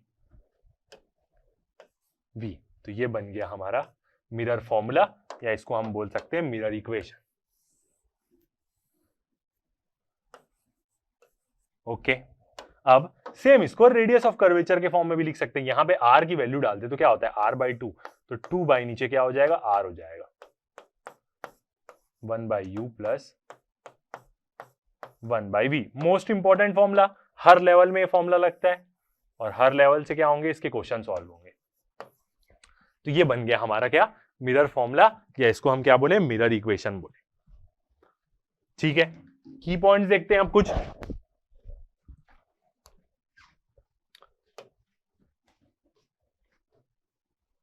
same ये वाली इमेज मैंने ली थी यहां पे। ओके, अब यहां से की पॉइंट्स हमें समझ में आता है, अब हमें पूरी चीज समझ में आएगी। पहला वाला की point, an object is always placed in front of a spherical mirror. हमेशा एक ऑब्जेक्ट को स्पेरिकल मिरर के सामने ही रखते हैं। सामने का मतलब क्या है, कॉनकेव में रिफ्लेक्टिंग हिस्सा, ऐसे देखें तो कॉनकेव में रिफ्लेक्टिंग हिस्सा हमेशा इसी तरफ रहेगा, कॉन्वेक्स में भी रिफ्लेक्टिंग हिस्सा इसी तरफ रहेगा, तो ये तो ऑब्जेक्ट रहेगा ही रहेगा। So the distance of the object u is always negative. कोई भी मिरर रहे, ऑब्जेक्ट हमेशा लेफ्ट में ही रखते हैं हम, तो उसका u हमेशा नेगेटिव रहेगा। ऑब्जेक्ट का जो डिस्टेंस है वो हमेशा क्या रहेगा, नेगेटिव रहेगा। आगे देखते हैं, in a spherical mirror real image is formed in front of the mirror. Concave के लिए बोल रहे हैं, ठीक है। यदि रियल कोई भी स्पेरिकल मिरर की बात करें, दोनों में से बात कर सकते हैं, हमारा एक तो कॉनकेव हो या क्या हो, कॉन्वेक्स हो। रियल इमेज हमेशा मिरर के सामने ही बनेगी, क्योंकि रिफ्लेक्टिंग हिस्सा इस तरफ ही है, रिफ्लेक्टिंग हिस्सा इस तरफ ही है, तो therefore its distance v is taken as negative. जब भी रियल इमेज बनेगी उसको हम क्या लेंगे, नेगेटिव लेंगे, v को भी हम क्या लेते हैं, नेगेटिव लेते हैं। However virtual image is formed at the back of the mirror, so its distance v is always taken as positive. इसका मतलब, और जो वर्चुअल इमेज रहती है वो हमेशा मिरर के पीछे बनेगी, तो उसका डिस्टेंस हम क्या लेते हैं, पॉजिटिव लेते हैं, क्योंकि पोल से हम इंसिडेंट रे की तरफ जा रहे हैं। समझ में आ रही है आपको चीज। इसका मतलब यदि रियल इमेज हुई तो उसका डिस्टेंस हमेशा नेगेटिव ही लेना पड़ेगा हमें, और यदि वर्चुअल इमेज हुई, जैसे दोनों केस में बनती वर्चुअल इमेज, मैं आपको डायग्राम में दिखाऊंगा, तो उसका डिस्टेंस हम हमेशा पॉजिटिव लेंगे पोल से। Since focal length of the concave mirror is taken as negative, concave mirror की फोकल लेंथ क्या होगी, नेगेटिव ही होगी, क्योंकि वो हमेशा इसी तरफ आएगी, इंसिडेंट रे का डायरेक्शन इस तरफ है, तो वो हमेशा नेगेटिव ही होगी। ये हो गया हमारा concave mirror. While convex mirror it is taken as positive, और कॉन्वेक्स मिरर की जो फोकल लेंथ रहती है, ये उसका रिफ्लेक्टिंग सरफेस, वो क्या रहती है, इधर आएगी फोकल लेंथ, तो ये क्या रहेगी, हमेशा पॉजिटिव रहेगी, और इसकी फोकल लेंथ क्या रहेगी, हमेशा नेगेटिव रहेगी। तो ये चीज लॉजिकली समझ में आ रही है पूरी साइन कन्वेंशन से, बिल्कुल कोई दिक्कत नहीं होनी चाहिए इसमें। ओके, आगे बढ़ते हैं। अब नेक्स्ट आएगा हमारा, नेक्स्ट टॉपिक आता है हमारा मैग्निफिकेशन। उसको कैसे डिराइव करते हैं देखते हैं। ओके तो आगे बढ़ते हैं। अब नेक्स्ट टॉपिक हम अपना देखते हैं लीनियर मैग्निफिकेशन के बारे में। इसका भी क्या रहता है, डेरिवेशन हमारे लिए क्या रहता है, इंपॉर्टेंट रहता है और क्या चीज है ये जानना भी जरूरी है। ओके तो फर्स्ट हम क्या करते हैं, डेफिनेशन लिखते हैं लीनियर मैग्निफिकेशन का। तो क्या होगा, the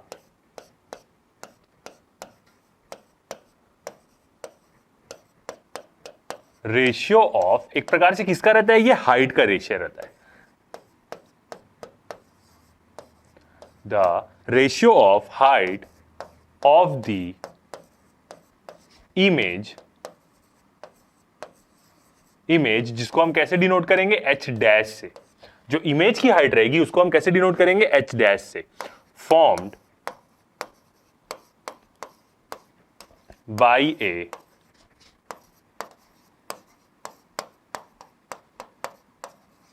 spherical mirror to the height, किसके साथ रेशियो होगा, हाइट किसकी, ऑब्जेक्ट की, हाइट ऑफ द ऑब्जेक्ट, जिसको हम कैसे डिनोट करेंगे, एच से। एच डैश इमेज की हाइट रहेगी और ऑब्जेक्ट की हाइट क्या रहेगी, एच रहेगी। इज कॉल्ड इसी को हम क्या बोलते हैं, लीनियर मैग्निफिकेशन।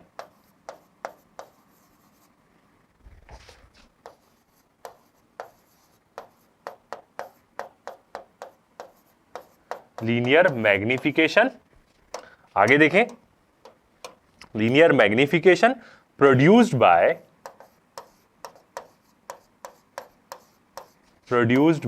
कौन प्रोड्यूस कर रहा है ये,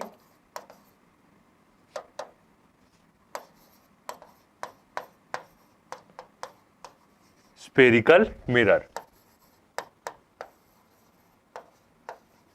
तो ये क्या होता है, इसी को हम क्या बोलते हैं, लीनियर मैग्निफिकेशन बोलते हैं। रेशियो होगा किसकी, हाइट का, और किसकी हाइट, इमेज की हाइट। तो ऊपर क्या रहेगा, एच डैश, नीचे क्या रहेगा, ऑब्जेक्ट की हाइट, मतलब क्या रहेगा, एच इक्वल टू क्या रहता है, माइनस वी बाई यू रहता है। ये चीज को हम क्या करते हैं, प्रूफ करते हैं। तो यहां से यदि हम मैग्निफिकेशन का रिलेशन लिखें तो इसको हम कैसे डिनोट करते हैं, एम से, और इसका एक्सप्रेशन क्या हो जाएगा हमारा, एच डैश बाई एच, ठीक है, equal to minus we by U रहता है। वही हमें क्या करना है, डिराइव करना है। मतलब ऑब्जेक्ट और इमेज की हाइट हम किसके टर्म में डिराइव करेंगे, दोनों के बीच का डिस्टेंस, ऑब्जेक्ट का डिस्टेंस पोल से कितना है और इमेज का डिस्टेंस पोल से कितना है उसके टर्म में। तो यही चीज को अब हम क्या करेंगे, डिराइव करते हैं, ठीक है। देखते हैं, तो फिर से यही वाला हम क्या लेते हैं, अपना वो ले लेते हैं डायग्राम। कॉनकेव मिरर है और यहाँ पे क्या है, ऑब्जेक्ट रखा हुआ है, 3 ठो रे निकली, पहली रे पैरेलल थी प्रिंसिपल एक्सिस के, तो फोकस से पास हुई। दूसरी रे पोल में गई तो वो उतने ही क्या हुई, रिफ्लेक्ट हुई, और वो यहाँ पे क्या कर रही है, इंटरसेक्ट कर रही है। फिर तीसरी रे कहां से आई, कर्वेचर से पास हुई, मतलब सेंटर ऑफ कर्वेचर से टकराई और वापस रिफ्लेक्ट हो गई। तो यहाँ पे ए में क्या बनी, इमेज बनी। ये क्या है, सीधी है, ये क्या है, उल्टी है एक प्रकार से। तो ये इसको हम क्या बोलेंगे, एक प्रकार की वर्चुअल इमेज बन रही है यहाँ पे, यदि हम देखें इस हिसाब से, सॉरी वर्चुअल बोल रहा हूं, यहाँ पे क्या रियल इमेज बन रही है, क्योंकि मिरर के सामने पीछे बनेगी तो क्या होगी, वो वर्चुअल होगी, जैसे हम क्या देखते हैं, एनए में देखते हैं, ठीक है। तो यहां पे हम क्या करते हैं, ट्रायंगल लेते हैं अपना। फ्रॉम ट्रायंगल कौन कौन सा ट्रायंगल लेंगे, ये वाला, ए बी और पी। तो कौन सा ट्रायंगल है, यहां पे वही वाला लेंगे, A B P and triangle, similar triangle लेंगे, ए बी पी, ये वाला पूरा वाला, और एक ये इमेज के साथ पोल वाला, ऑब्जेक्ट के साथ पोल वाला ट्रायंगल लिया। अब हमने इमेज के साथ पोल वाला लेंगे, मतलब ए डैश बी डैश और बी, ये दोनों क्या है, आर सिमिलर।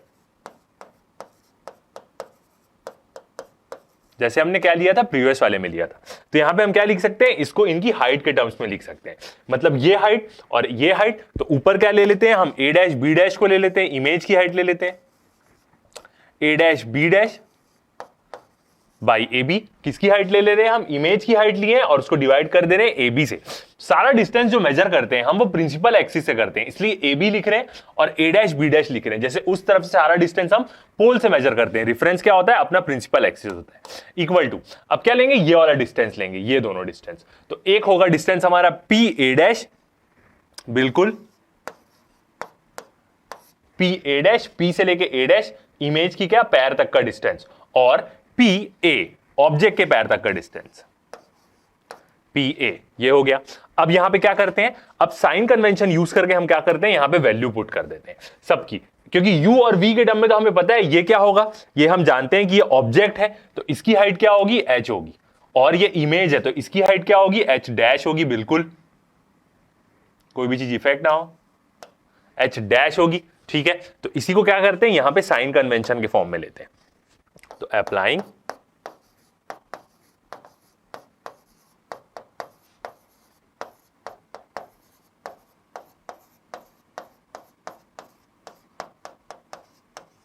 Sign convention. ठीक है, सारी चीज विजिबल है, ओके। तो फर्स्ट हम लेते हैं क्या अपना ऑब्जेक्ट की इमेज की हाइट ले लेते हैं। ठीक है, जैसा है वैसी लेते हैं, A dash B dash A B P A dash P P A, तो A dash B dash, A dash B dash क्या है, हमारी इमेज की हाइट।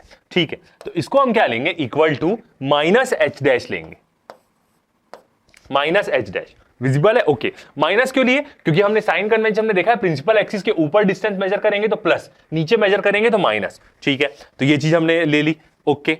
दूसरा लेते हैं ए बी, ए बी क्या है, ये हमारी ऑब्जेक्ट की हाइट, ये इमेज की हाइट है, प्रिंसिपल एक्सिस से ऊपर मेजर कर रहे हैं ए से बी, तो इसको क्या लेंगे हम, प्लस एच लेंगे, ओके, ये ले लिया।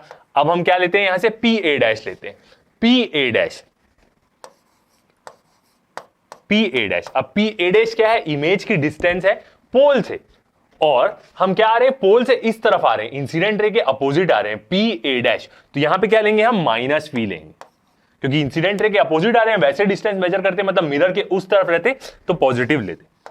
दूसरा क्या बचा हमारा, पी ए, पी ए क्या है, पोल से लेके ऑब्जेक्ट तक का डिस्टेंस, पोल से लेके ऑब्जेक्ट तक का डिस्टेंस, और ये क्या है हमारा यू, तो इसको भी हम क्या ले लेंगे, माइनस यू ले लेंगे। सारी वैल्यू आ गई, ओके। अब इसको क्या करते हैं, सारी वैल्यू को यहां पे पुट कर देते हैं, तो क्या आ जाएगा, हमारा रिलेशन आ जाएगा। ठीक है, पुट करेंगे तो क्या आएगा हमारा, देखते हैं।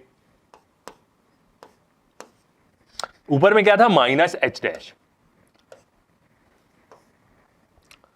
तो minus H dash by h equal to, ऊपर में क्या आएगा यहां पे, minus we by minus u, ये आएगा, ओके। सारी वैल्यू जैसी थी वैसी पुट कर दी, ये दोनों माइनस क्या हो जाएगा, कैंसल आउट हो जाएगा, बिल्कुल दिख ही रहा है। तो यहां से क्या बनेगा हमारा, एच डैश जो क्या है माइनस है बाई एच, वो तो पॉजिटिव है, और सिर्फ क्या बचेगा, वी बाई यू रहेगा। अब ये माइनस साइन को कुछ लोग इसको भी फॉर्मूला बना के यूज करते हैं, और कभी आप क्या इसको भी आप यूज कर सकते हैं, बस आपको वहां पे वैल्यू सही डालनी पड़ेगी, जो भी आप न्यूमेरिकल बना रहे हैं। मैं आपको एक न्यूमेरिकल में दिखाऊंगा कि ये जगह कहां पे यूज हो रही है, नेक्स्ट वाले लेक्चर में वो देखेंगे हम।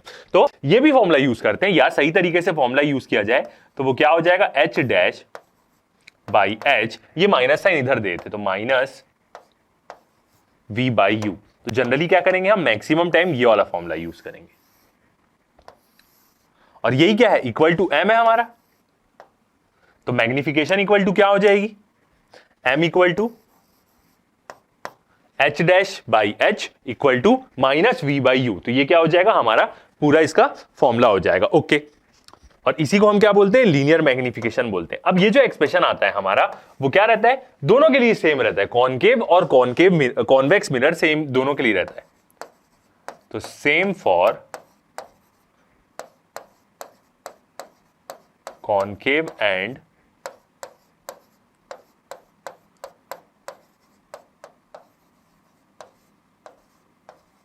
दोनों स्फेरिकल मिरर के लिए क्या होगा, लागू होगा, जैसे हमारी क्या रहती है, मिरर इक्वेशन रहती है। ठीक है, आगे बढ़ते हैं। अब m की अलग अलग कंडीशन देखते हैं कि m कैसा कैसा होगा तो क्या क्या होगा।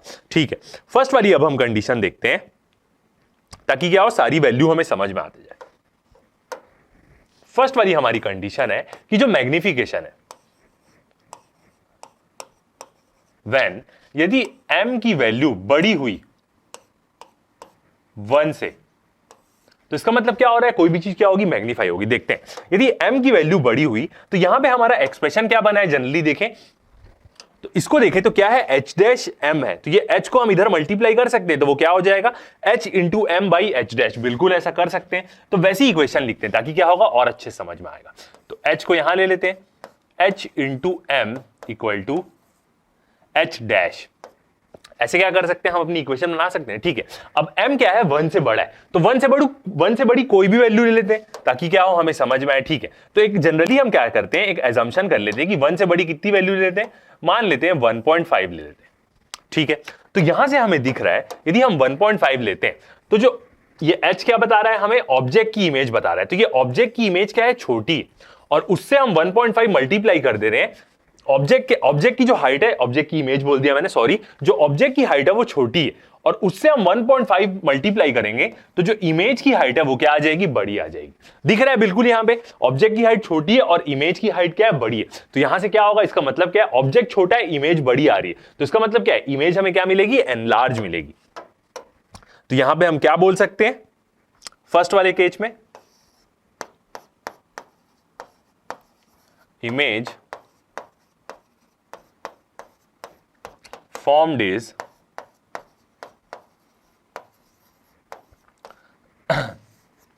enlarged, या इसको मैग्नीफाइड भी बोलते हैं कि इमेज क्या हो गई, मैग्नीफाइड होगी। दिख रहा है यदि m की वैल्यू बड़ी हुई 1 से, तो वो जब ऑब्जेक्ट की हाइट से मल्टीप्लाई होगी तो ऑब्वियस ही बात है जो इमेज की हाइट है वो बड़ी ही आएगी। एकदम सीरियसली दिख रहा है यहां पे आसानी से। ओके, दूसरी कंडीशन देखते हैं, जब m की वैल्यू क्या हुई, 1 से बड़ी हुई, और भी यहां पे कुछ कंडीशन रहता है कि ठीक है, इससे हमें क्या समझ में आएगा कि m की वैल्यू 1 से बड़ी है कि छोटी है, कि इमेज बड़ी बन रही है कि छोटी बन रही है। पहले वाले केस में क्या हुई, इमेज हमारी क्या हो रही है, बड़ी बन रही है ऑब्जेक्ट से। दूसरा केस देखते हैं, व्हेन m की वैल्यू क्या हुई, 1 से छोटी हुई। m की वैल्यू क्या हो जाएगी हमारी, यहां पे 1 से बड़ी थी, 1 से छोटी हो गई। ठीक है, तो फिर से यही वाला एक्सप्रेशन लिखते हैं हम, h इंटू एच क्या है, हमारे ऑब्जेक्ट की हाइट।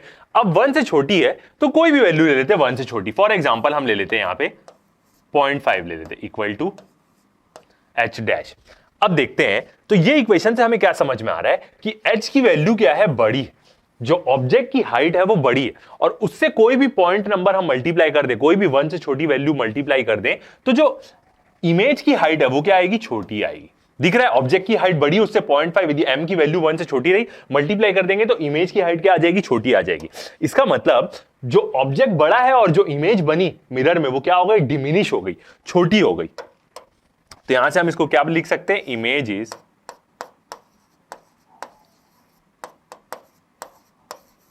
डिमिनिश्ड।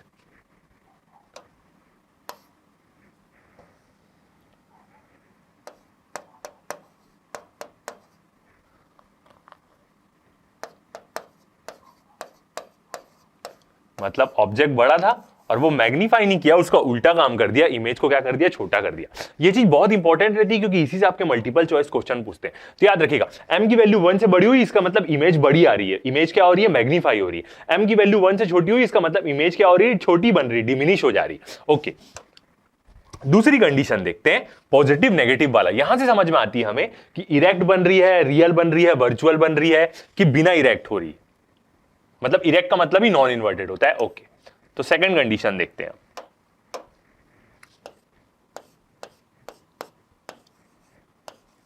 व्हेन, फर्स्ट वाला कौन सा केस ले हम, जब m क्या रहे, पॉजिटिव रहे, when m is equal to positive. जब m की वैल्यू क्या आ रही है, पॉजिटिव आ रही है। ठीक है, कुछ भी वैल्यू आ सकती है, यदि m की वैल्यू पॉजिटिव आती है, सब चीजों से यहां पे क्या होता है, हमें समझ में आता है। ओके, अब यहां से फिर देखते हैं, तो अपनी हम क्या करते हैं, अपनी इक्वेशन लिखते हैं, वही वाली जो इक्वेशन लिखे हैं उसी से क्या होगा और अच्छे समझ में आएगा। h into m equal to h dash, यही है। और जो m की वैल्यू है वो m की वैल्यू क्या है, पॉजिटिव है। तो यहां से क्या है, हमें कुछ चीजें समझ में आती, कैसे, यदि देखें फर्स्ट चीज, m की वैल्यू पॉजिटिव है, यदि h क्या हुआ, पॉजिटिव हुआ, यदि जो ऑब्जेक्ट की हाइट है वो क्या रही, पॉजिटिव रही, तो इसका मतलब हम क्या बोल सकते हैं, ये भी पॉजिटिव है, तो जो इमेज की हाइट है वो भी क्या रहेगी, पॉजिटिव रहेगी, बिल्कुल। और यदि ऑब्जेक्ट की हाइट क्या रही, नेगेटिव रही, मतलब वही रेफरेंस की एक प्रकार से हम बात कर रहे हैं, तो ये प्लस माइनस माइनस ही आएगा, मतलब जो इमेज की हाइट है वो भी क्या आ जाएगी, नेगेटिव ही आएगी। मतलब जैसा ऑब्जेक्ट रहा वैसी इमेज रहेगी। इसका मतलब क्या है, यहां पे क्या समझ में आ रहा है, यदि m पॉजिटिव है और ऑब्जेक्ट क्या है, प्रिंसिपल एक्सिस के ऊपर है, मतलब उसकी हाइट पॉजिटिव है, तो इमेज भी उसकी वैसी बनेगी, प्रिंसिपल एक्सिस के ऊपर रहेगी। यदि ऑब्जेक्ट नीचे है, उल्टा है, तो उसकी इमेज भी क्या बनेगी, उल्टी बनेगी। कब, जब m की वैल्यू क्या है, पॉजिटिव है। तो यहां से हम क्या बोल सकते हैं, यहां से हम क्या बोल सकते हैं, इमेज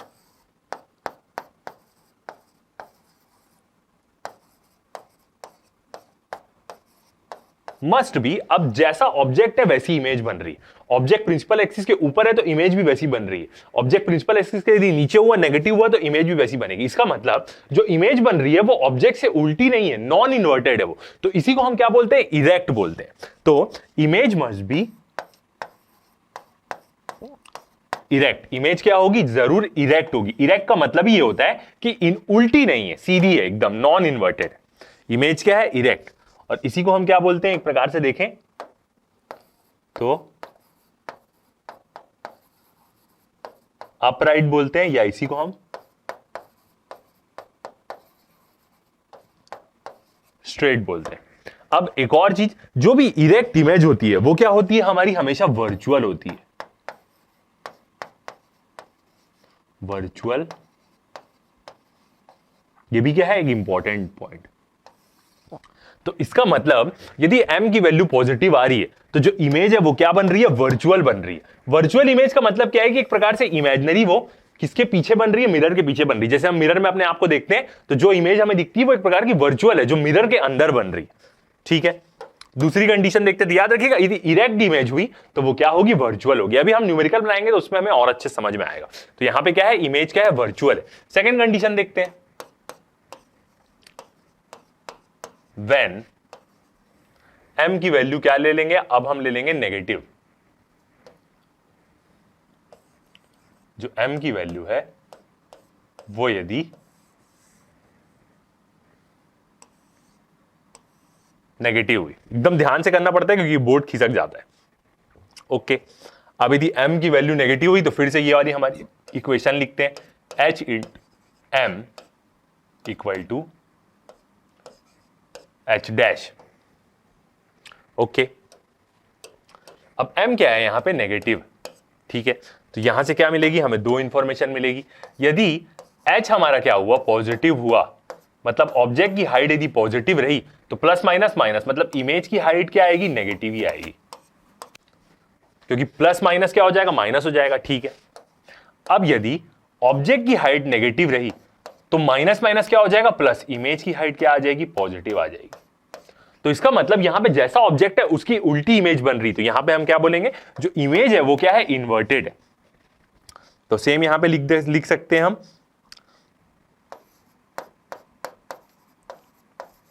इमेज इज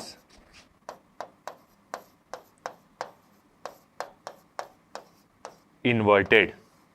और इन्वर्टेड इमेज ही क्या बनती है? बताओ, रियल इमेज बनती है। उल्टी इमेज बनी मतलब वो रियल होगी, याद रखिएगा। इसी को हम क्या बोलते हैं? Real image. मतलब जो मिरर के सामने बनेगी, उसके पीछे तरफ हिस्से में नहीं बनेगी, जैसे हम अपने एने में देखते हैं वैसा नहीं। तो यदि इरेक्ट इमेज हुई एकदम अप स्ट्रेट तो वो वर्चुअल इमेज ही होगी, याद रखिएगा। जैसा ऑब्जेक्ट है वैसी उसको इमेज दिख रही, भले छोटी बड़ी वो कैसी भी हो जा रही है, मगर वो वैसी ही है, तो इसका मतलब वो जरूर वर्चुअल है। और यदि उल्टी बन रही है तो इन्वर्टेड बन रही, तो इसका मतलब वो क्या होगा? वो रियल इमेज होगी। यहां से समझ में आया? ये इंफॉर्मेशन को आप अच्छे से नोट करके रखिए, ताकि क्या होगा? आपको एकदम अच्छे से क्या होगा? समझ में आएगा। ठीक है, अब जब हम न्यूमेरिकल बनाएंगे तो मैं आपको और क्लियर करते ही रहूंगा कि कैसा कैसा आ रहा है, और सेम ऐसी कंडीशन लिख के मैं क्या करते रहूंगा? आपको बनाते रहूंगा। ओके, अब यहां से एक और ये जो चीज है, इसको हम एक और चीज से कैसे समझ सकते हैं? एक डायग्राम से भी देख सकते हैं। कैसे? यदि मान लेते हैं एक ठो कैसा एक मिरर है और यहां पे एक ऑब्जेक्ट है, और ये ऑब्जेक्ट की इमेज वैसे ही बन रही है जैसा ऑब्जेक्ट है, जैसे इस केस में हो रही है। इरेक्ट मतलब जैसा है वो वैसा। तो यहां पे हमें दिख रहा है कि एक प्रकार की कैसी इमेज बनेगी? वर्चुअल इमेज ही तो बनेगी। ये ऑब्जेक्ट की इमेज क्या है? इरेक्ट है। ये एक प्रकार से क्या बोल सकते हैं हम? एग्जांपल बोल सकते हैं। मिरर के पीछे जैसा है वैसी उसको दिखे। ठीक है, आगे बढ़ते हैं, देखते हैं नेक्स्ट चीज। अब दोनों मिरर के बारे में एक एक बार बात करते हैं। जो कॉनकेव मिरर होता है,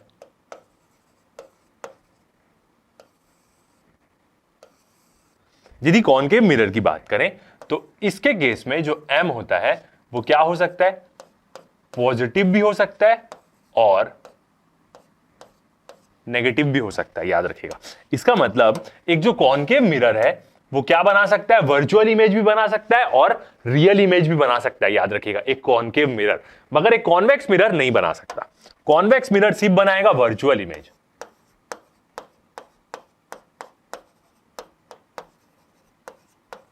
कॉन्वेक्स मिरर में क्या होती है, रियल इमेज बनना थोड़ा सा मुश्किल रहता है। इसका मतलब क्या है कि यहां पे उल्टा करना पड़ेगा। आगे जाके हम एक क्वेश्चन देखेंगे कि कॉनकेव मिरर में रियल इमेज कैसे बनेगी, तो उसके लिए आपका ऑब्जेक्ट वर्चुअल होना चाहिए, तब जाके रियल इमेज बनेगी। जैसे हमारा टीवी होता है, एक प्रकार से आप इमेजिन कर सकते हैं कि टीवी में क्या होती है, एक प्रकार से वर्चुअल इमेज बनती है, उसके पीछे वाली इमेज। तो वही एक प्रकार से यहां पे क्या रहेगा, स्कीम रहेगा। आगे जाके मैं आपको समझाऊंगा जब वो क्वेश्चन आएगा। तो जो कॉन्वेक्स मिरर का केस है, तो यहां पे एम हमेशा क्या रहता है, हमेशा पॉजिटिव रहता है, याद रखिएगा।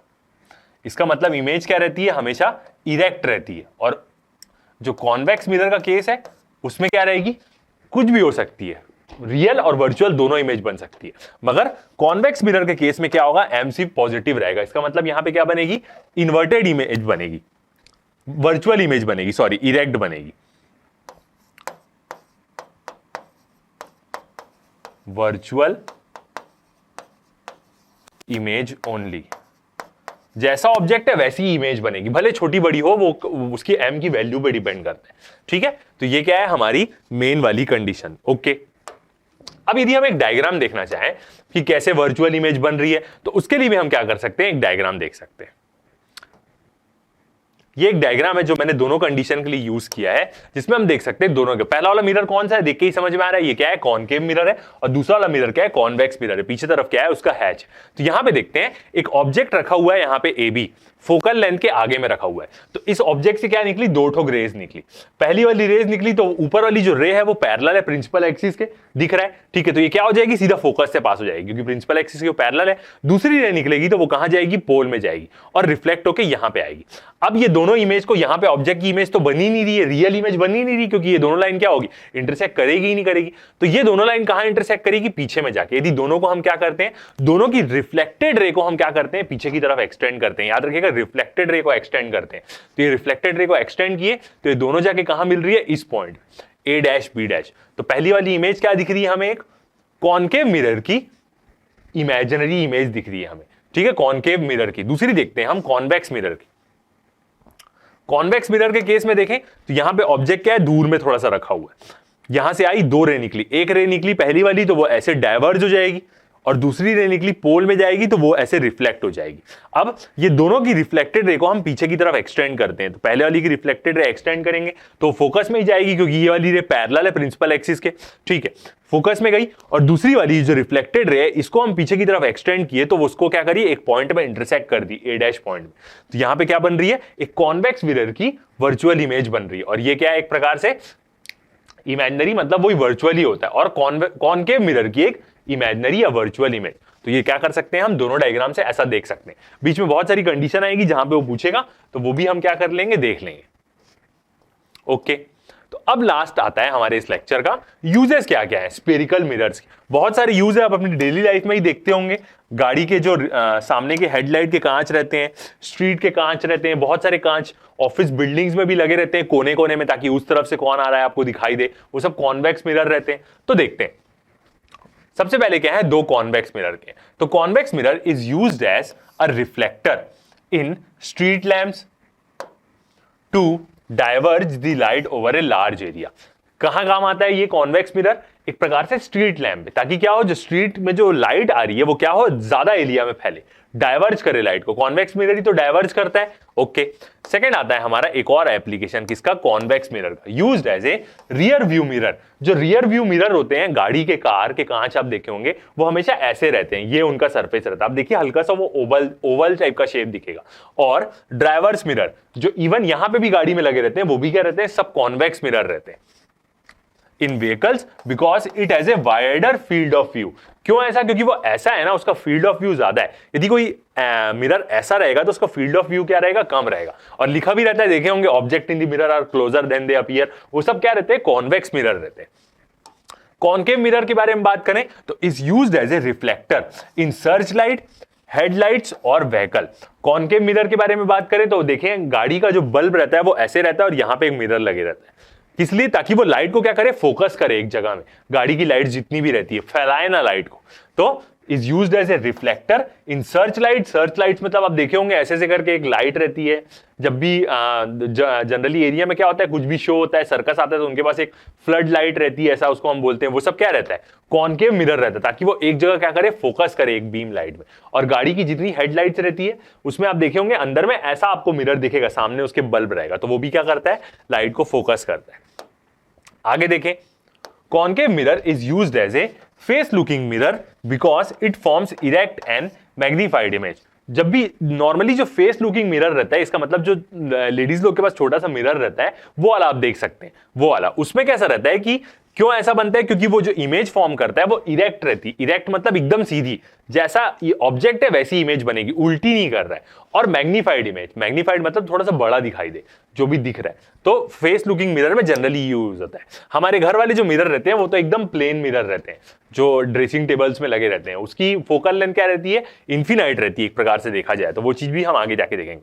तो spherical mirrors are also used as trick mirrors. और यही जो मिरर है इसको हम किस लिए यूज करते हैं, ट्रिक मिरर्स में। ऐसा बहुत सारी मूवीज में देखे होंगे कि हीरो एक रूम में जाता है जहां पे पूरा मिरर मिरर ही रहता है, एक ही इंसान बहुत सारा दिखने लग जाता है। मिरर रूम जो रहता है वो सब क्या रहते हैं, वो सब स्पेरिकल मिरर्स ही रहते हैं एक प्रकार से। ठीक है, तो ये वाला जो लेक्चर है, पहला वाला पार्ट, ये क्या होता है, यहीं पे एंड होता है। इसके बाद वाला जो नेक्स्ट लेक्चर रहेगा हमारा, उसमें हम क्या करेंगे, पूरा रिफ्लेक्शन से रिलेटेड क्या करेंगे, क्वेश्चंस बनाएंगे। तो अभी तक के लिए इतना ही, बने रहिए हमारे साथ। Thank you.